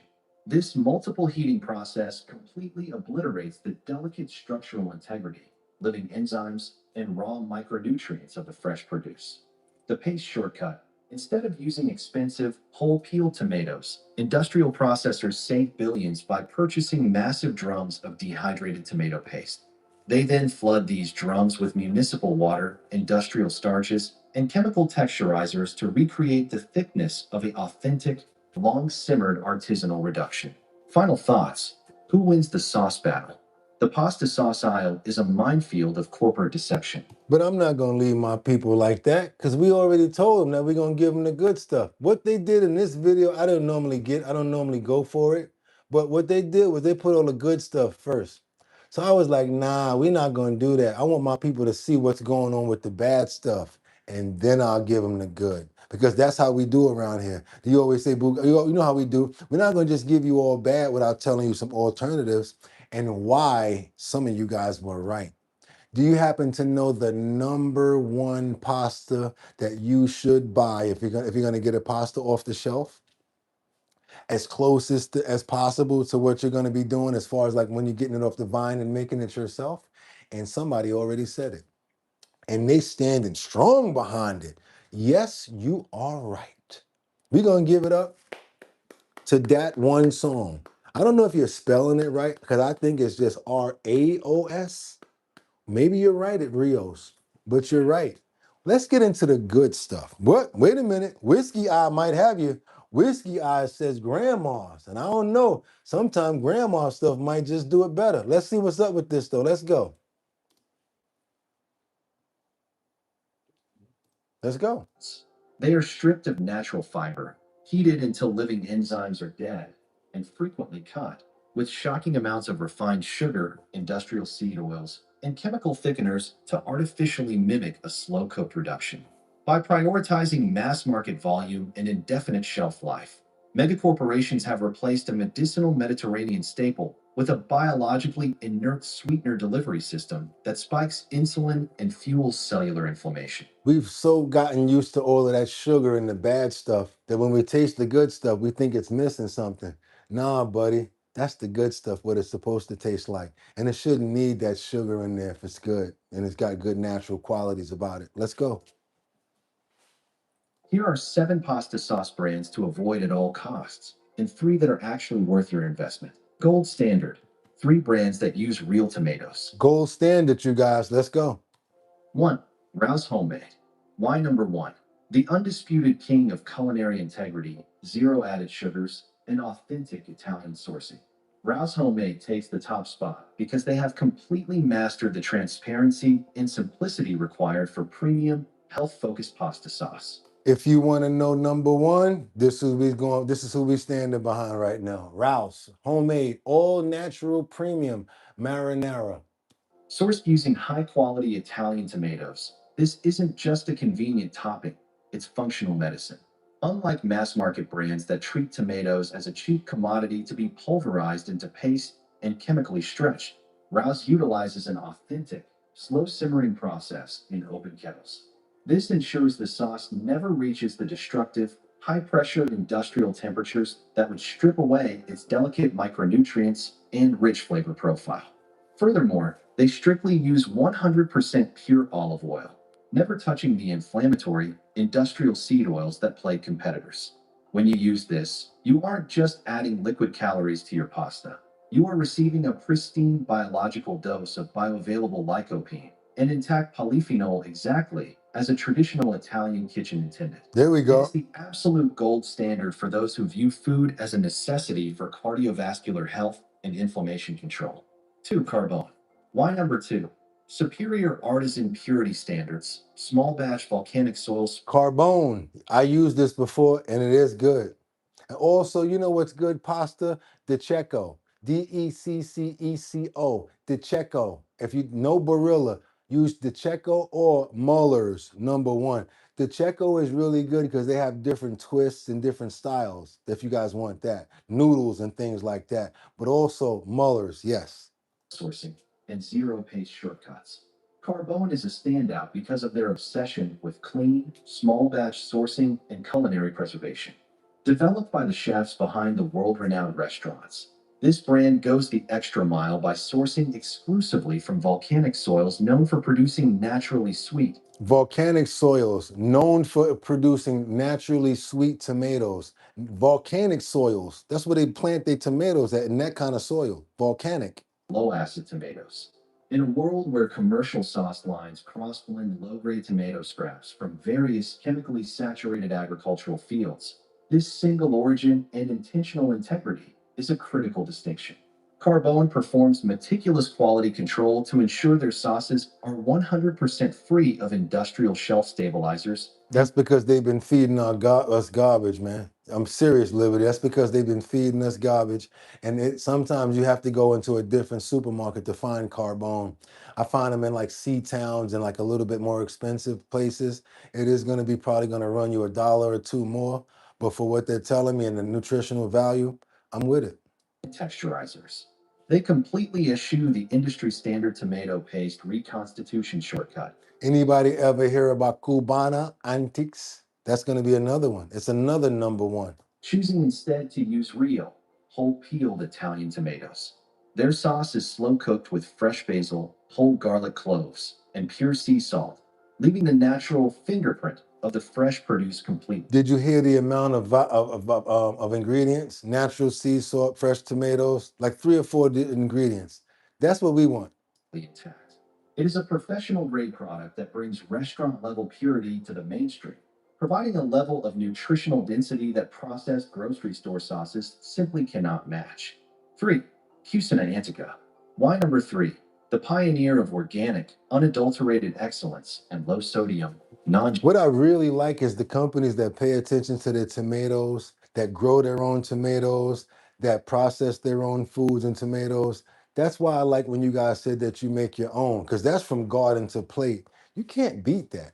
This can't even mess with y'all almost. I'm for real. GMO safety. Cucina Antica has been the reliable staple of the clean eating world for decades, proving that mass convenience doesn't have to compromise metabolic health. They are celebrated for their strict adherence to utilizing real San Marzano style tomatoes without ever relying on artificial concentrates or pH adjusters. And they have no sugar added in this pasta at all. No Their need. formulation process ensures that the sauce remains naturally balanced in acidity without the addition of refined sugars or heavy water packing. This level of accountability provides excellent value for those seeking real food for everyday family use. They even got pumpkin sauce? Wait a minute. What did I just see over there? Look at that Tuscany pumpkin sauce. Tuscany pumpkin sauce. Okay. Excellent value for those seeking real food for everyday family use. While many commercial brands rely on chemical flavor enhancers to make up for flavorless, Early pick tomatoes. Houston and Annika harvest their produce at the peak of ripeness. Their sauces are never ultra filtered or chemically I emulsified. love it. They harvest their produce, their vegetables at the peak of ripeness. They have their own farm, y'all. This is what I'm talking about. Just like y'all, come on, this is what I'm talking about, y'all. Ripeness. Their sauces are never ultra filtered or chemically emulsified. It remains a consistent, reliable, and enzymatically active product. It is a gold standard for what clean commercial sauce should be. A product that hasn't been touched by industrial texturizers and Premium pasta sauce too, $5.99. Some of the other pastas like the Prego and all that cost like $6, even more than this. until you pop the vacuum seal. The avoid list. We already did the avoid list because I made sure that they got there first. That's what I wanted to make sure that they did over here. Had to make sure that they got that. Hold on 1 minute. I got to get back over here, open this screen up back, and I got to get back to here. And then I got to go back to history because I'm supposed to be showing you guys this. And we supposed to be subscribing. Boogotti, what you doing? Pasta sauce is Let's get on over here and subscribe to this channel with everybody because we got to get this in. And I know it was a big segment, but I know one thing. You guys know the difference in between pastas now. You know what to look for. And you're going to be like me. I'm sorry that when I go to the supermarket, I'm doing this now.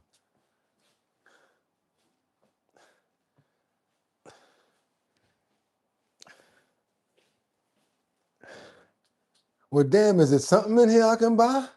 It pees me off to know how much bad stuff is in the supermarket now, but it also makes me aware of how I gotta shop now and the things to look for. My menu has become very much smaller now because there's only a certain amount of items that I do trust.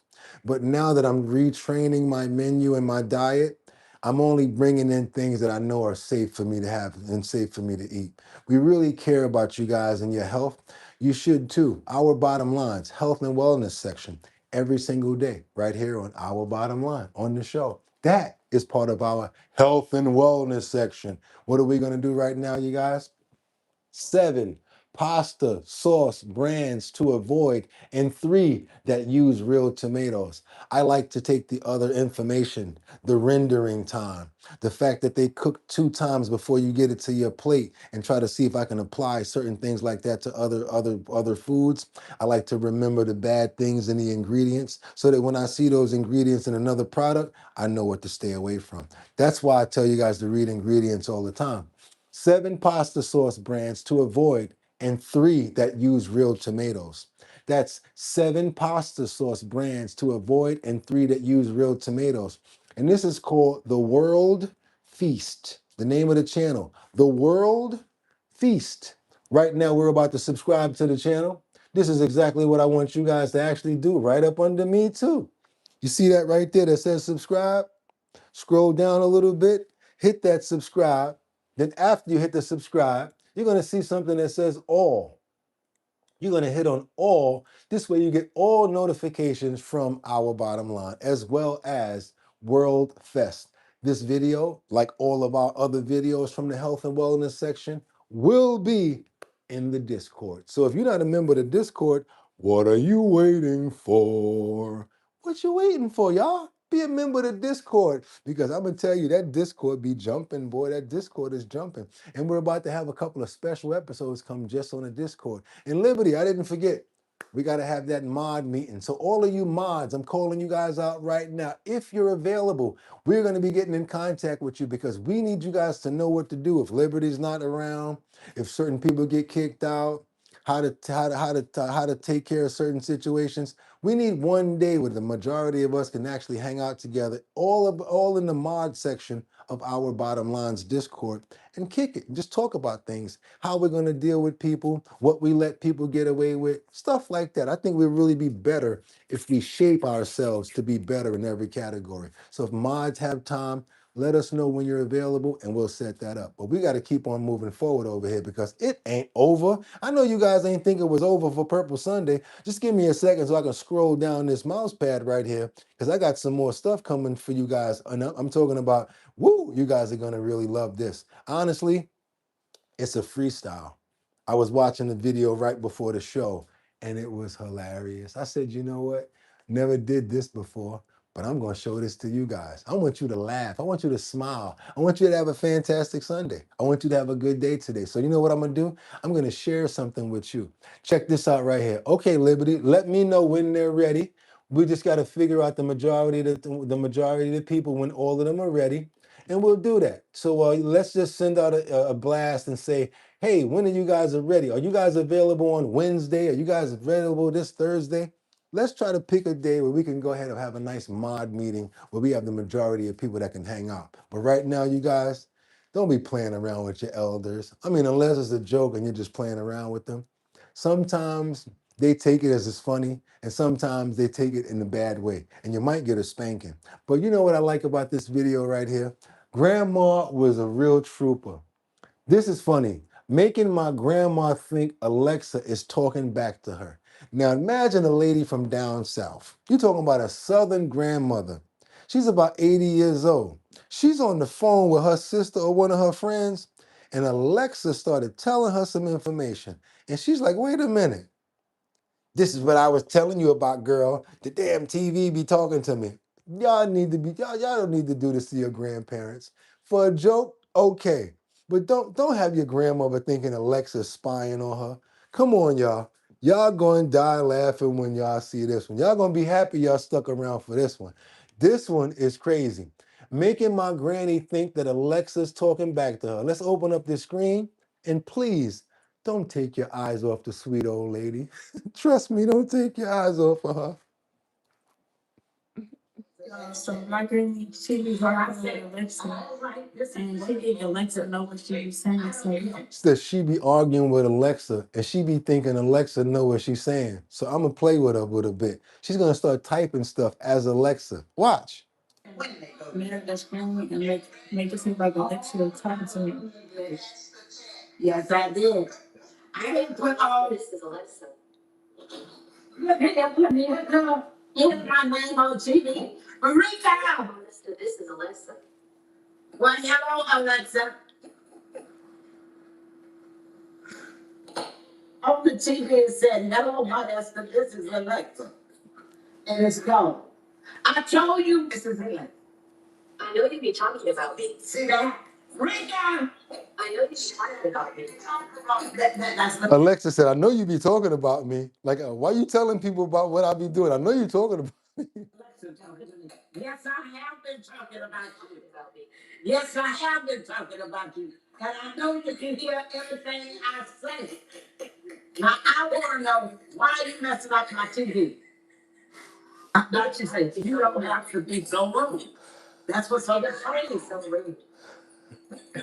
You don't have to be so rude. Yes, I do have to be rude. Why are you messing up my TV? Why do you have the screen so down? You don't have to be so rude. Yes, I do. Why are you messing up my TV? You can file a complaint. It's not going to help. Why not? You can file a complaint. It's not going to help. If you file a complaint, it's not going to help. If you file a complaint, it's not going to help. All right, I got this now.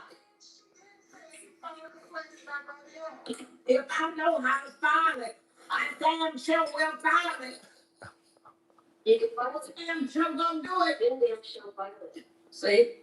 Did I tell you to call me that down? I knew you all were listening in on my TV. I told you that, didn't I? A complaint. Not only that, I took a picture of it on the TV. You're too old, my own virtual. Yes, ma'am. I celebrated. You're right. I'm too old. I celebrated my 89th birthday. Happy birthday. Thank you. He said, you too old to get your ass whipped. You too old to get your ass whipped. She said, what? Thank you. Thank you. Happy birthday. Thank you. I'm truly blessed. Rika, you know how to fix this? Then you move. I can't see you. What? See, what are you showing me?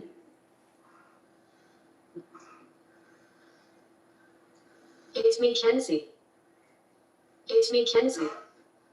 It's me, Kenzie. That's what kids are doing. You know that.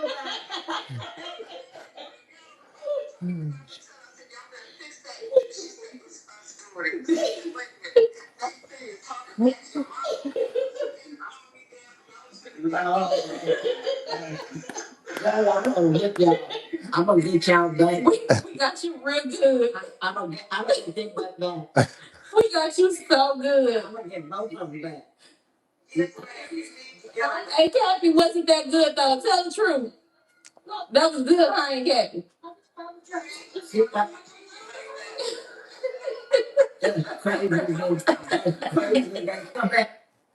Yeah, that was a good one right there. I had to share that with you. I'm like, yo, I ain't nowhere in the world I'm gonna get out of here watching that by myself and not share that with the crew. I couldn't do it. I just couldn't do it. I had to show you guys that. Come on now, that was adorable. She still don't get it, right? That was funny. Grandma's off the hook. If there was any woman in that chat that can cook, please submit your application. Height and weight for evaluation. Upload pics and cheesecake and chocolate chip cookies along with credit score. Okay, he looking for a woman. That was funny, right? I like that. She was going in. Come on over here, you guys. We didn't see the last of Nova when he did his little workout. You know we don't get up out of here without showing some love to Lynn and Nova because they're our friends. And guess what, you guys? In a couple of days, he's going to be graduating. Nova is graduating therapy. And I got to say, from not being able to walk at all to where he got now, Lynn, God bless you. Nova, God bless you. And the power of God is real. And the power of love is real too. Let's keep on moving forward, you guys. Double tap that screen to get those likes up. Slow. Slow. Yes. Yep. Yep. Very good. Hey.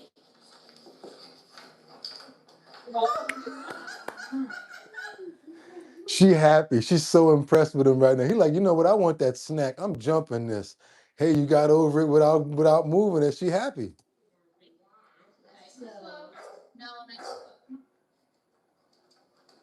that's not slow. Go slow. Slow. Slow. Yes. Yes. There.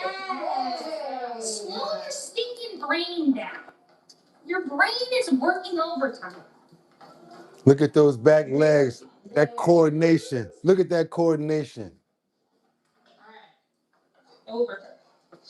Nice and slow. Thank you. To the top of it. Yeah. There you go. Yeah. So you know AI dogs, they show them and they show all the muscle. Yeah. He doesn't even need that. No, It's muscle. I know. I was saying that if we ever had like an anatomy class, I'd just make it show to come back. Right? Ready? We're gonna go. He got so much stronger. He got his weight back. He got his attitude back, and all of them in there love him. You know what I really like? The fact that she can do that with him. He can understand. I'm gonna tell you something. Nova's not just any regular dog. This is a very smart dog. They even say it like he understands words and sentences. You know why? Because Lynn talks to him that way, and she's been like that since he was small. And around. Out. And around. Yep. Whoa! All right. Sit for a second. This is the one you need, the monstrosity cover one. Sit. Sit.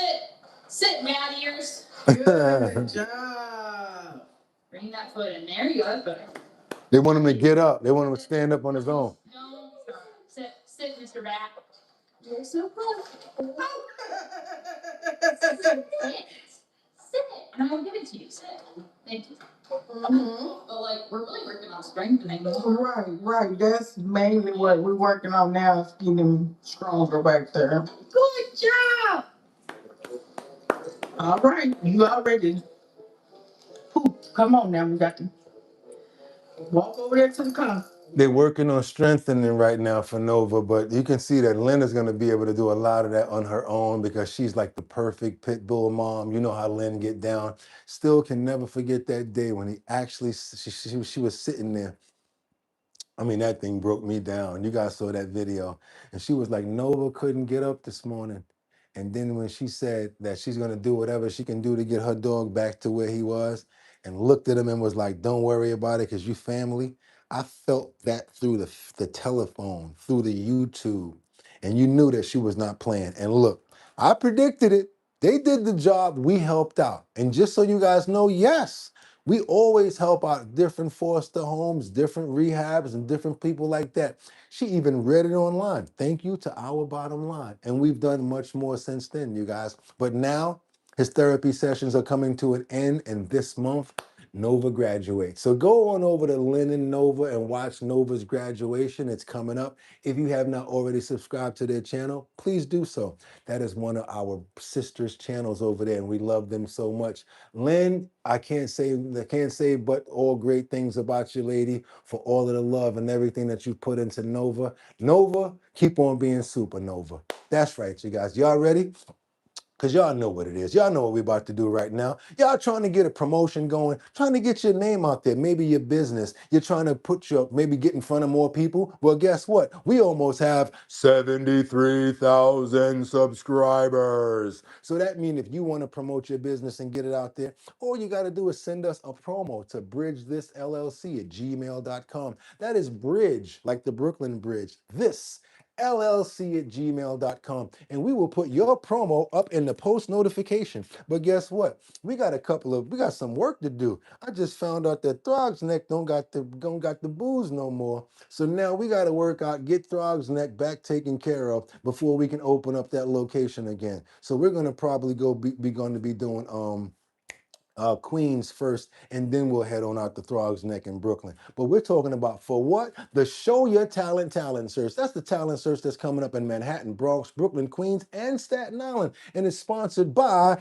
Big Drip Hard Punch. I'm your host, Boogotti NYC. This is a talent show. That means any kind of talent you have. If you dance, if you sing, if you cook, you can do a backflip, you can do a wheelie. We want to see it. And boom, you can make $250 in Manhattan, Bronx, Brooklyn, Queens, or Staten Island. And guess what? All you got to do is after we get everybody together and they do the competition, we bring everyone together to make one big competition to see if you guys can win $1,000. That's right. So all 5 boroughs plus one person from here will be able to compete in the competition. If you want to be a part of the competition, you already see what Miss Swanza got up there. If you want to get lit, you got to drink Big Drip. So you go onto the website, www.drinkbigdrip.com, just like that. And you go and you look and you say, Big Drip, okay, good. 14% alcohol by volume. Now you got to make sure you're 21 and older, get you through the first page.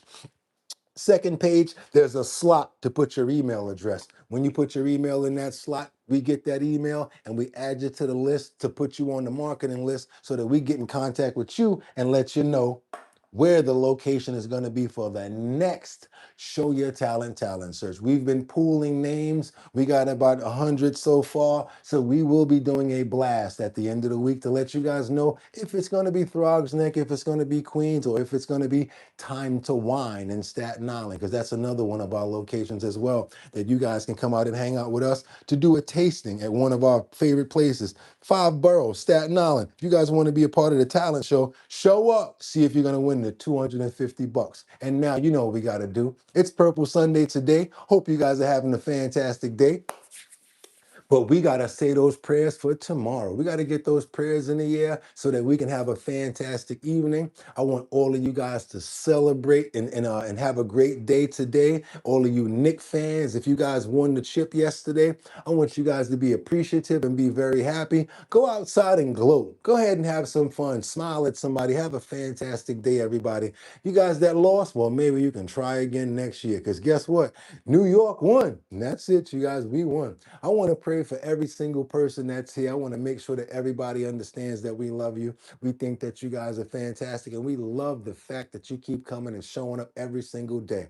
I want to make sure that we're praying for happiness. I want to pray for love. I want to pray for understanding and good health. I want to pray for grace as well as patience. Let's pray for all of our family members as well as all of our animals. Let's get those prayers in the air, you guys. We're praying for Miss Swanza. We're praying for Liberty and Justice and Luigi. Also VG, Brian King Falcone, and Zion's Choice. Gotta pray for Miss Swanza, Jeffrey Spilker, Liberty and Justice. Brandon, how you doing today? Beyond, I see you, Ad Rains and Brian King.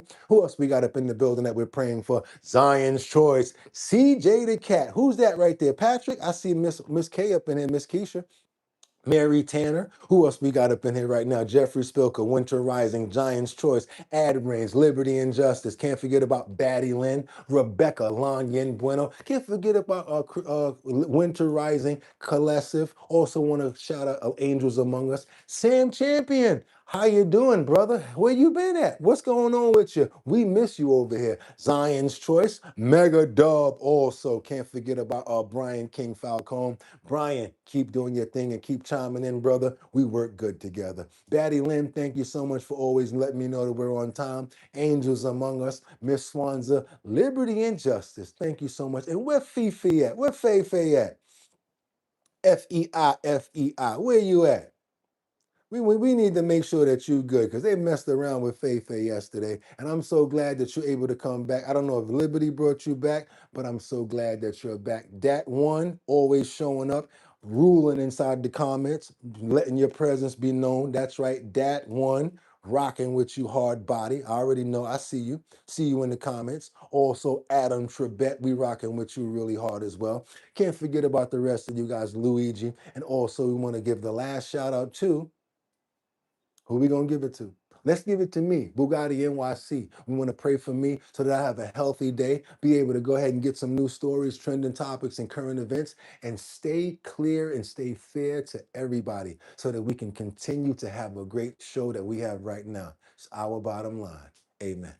That's right, you guys. That was Purple Sunday. Tomorrow is Monday, my favorite day because it's a business day and they gotta pick up the phone. Ow, ow, ow, I'm all alone. Let me tell you what's going on tomorrow. We've already sent a certified letter out to Google. The letter that we sent out basically has the information on it from when we got the right? That day when it happened. It also has the fact that that Fox video is still up. So I want to know, how is it possible for that Fox video to still be up, but we still holding that situation, and then you still playing with us with that thrills noddling. So that's what we sent out. They have for 3 more days to respond. Normally, when you send out the actual physical letter, it goes to the law department, the legal department. Not only that, because it has a certified signature on it, somebody's going to read it.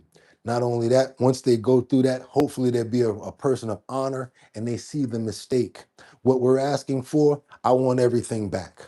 I want 3 million like I had before. We got this 500,000 whatever going on right now. We don't want that because we did not earn that. We want our positioning back. You're lucky we're not asking for all of the money that we lost. But you're lucky we're not asking for that, to be honest with you. I've been very patient in this situation. I've been keeping it under wraps. We've got 26 days as of tomorrow. I've done over 520 or 507 days here on YouTube. What do you think 20 days is to us? We can do that on our pinky, but we still need to be respected. We never need nothing like that to happen again. And we want to prevent anything like that from ever happening again. So Boogotti will not stop even after they clear it. I will continue to push this situation for the next calendar year. I am not playing. I'm talking about after a year. Yo, you still sending us this? Yes, because you still not looked at it. I don't take nothing that I do not earn. If I mess something up, give me the strike for that. If I didn't do it, get your bags and get up out of here. We're going to see what they respond to. If they're honorable, we'll see what's happening. We lose money when they suppress you and when they throttle you and when they do some crazy stuff like give you a community strike when you ain't do nothing wrong. And especially when you're playing somebody else's video and you got on a damn suit and they acting like you the one that got the pow pow, but it was in the video. So you can't strike a human being for something that you allowing on YouTube. So you guys, we're still number 1 in quality, as you notice. We still got the number 1 show in bringing you trending topics and the best. You got the number 1 host here, Boogotti NYC, who wears a suit every single day. We're clear in what we do. We got the number 1 co-host and the number 1 moderators in any YouTube channel. You know what that means? That means that when the team get back on court, it doesn't matter who got the ball. It doesn't matter who has the mic. Give me that damn mic back. And I'm taking my spot. And I'm gonna boom every day, boom, keep doing what I'm doing. Keep posting on Instagram, keep posting on TikTok. and I'm gonna be even worse now. That's why I want to make sure that we're cleared, because the way I'm coming now with it, I'm not playing. And yes, we're getting back on Rumble. We'll be back on Rumble via this. We're gonna go like this. We're gonna open this up, and we're gonna put this right over there where that camera's at. We're gonna open this up. And since we don't use this phone that much, we're gonna put this for Rumble. And we're gonna be on Rumble. We're gonna do TikTok. We're gonna do all of them, because no one piece POS should be able to shut us down or do anything in the wrong light like these POSs are doing right here. Sad part about it is, this is the crazy maraschino cherry on top that I'll say last. When you make good money, they get a cut of it. You guys send me $10, they get 3. Okay. When you suppress me, community strike me for something I ain't do, got my money coming in crazy, even though I'm doing the right stuff, you still get a cut of what I do. You see what I'm talking about with that, you guys? They still get a cut of what you get, even when they doing you wrong. That's why we got to get ourselves self-sufficient, and why ourbottomline.com is being created right now. We're going to have a whole social network. Again, I'm not finished with that. They're still developing it. Ourbottomline.com. We'll be able to go there and do that and do just like this. We're going to keep YouTube on, but we're going to start funneling people to ourbottomline.com. I ain't angry at you guys. Y'all own the platform. Y'all do what y'all got to do. But when you need to be called out, I'm the perfect person to do it. And man, you better not ever let me get big enough, because I'm going to say, yeah, we did it without the help of, yeah, I'm going to say your name. Because we going against the grain, and we still number one. It's our bottom line, you guys. This is how we do it over here. I had to get that out for all of the people that didn't know what's going on. We got 27 more days of the nonsense. I ain't even worried about it. I will see you guys tomorrow at 6 o'clock in the morning for trending topics, current events, and much, much more here on the #1 live show on YouTube. The most played show on YouTube, the dopest host on YouTube, and the #1 fam right there. That's how we do it right there. #1 family, the #1 co-host. Our bottom line. And when you know who you are, you don't got to keep on talking about it. I'll see you guys tomorrow. And just like I said, I'm going to snatch that mic back from whoever got it. Y'all know how we going to do it. We're going to plant our flag. And y'all could have went anywhere. But the fact of the matter that you came here to chill with me on our bottom line, I appreciate you. So have a fantastic Purple Sunday. See me in the morning Monday for another Monday morning bunch of trending topics, current events, and much, much more, as well as more information for the health and wellness section. If you guys got any help on the health and wellness section, go ahead and send me some emails at bridgethisllc@gmail.com. I take your information, I'll put it up in a clip, and we'll show your video. Same way we showed we showed Teddy's videos. And who really has a whole lot of insight on videos is Money Tree. Money Tree, I need some more videos. I love your videos and your selections. All of you guys as well. Do me a favor. Do me a favor, you guys. Send in your ideas for the health and wellness section. Let me know what you think. Also, join the Discord, because this does not stop. Join our bottom line on Discord. The chat does not stop. And y'all know what I'm about to say, right? Y'all could have went anywhere. But the fact of the matter that y'all came here to chill with me on Purple Sunday, I appreciate you. So till tomorrow, Monday, got 'em. Peace. See you guys tomorrow. Have a blessed day. See you guys.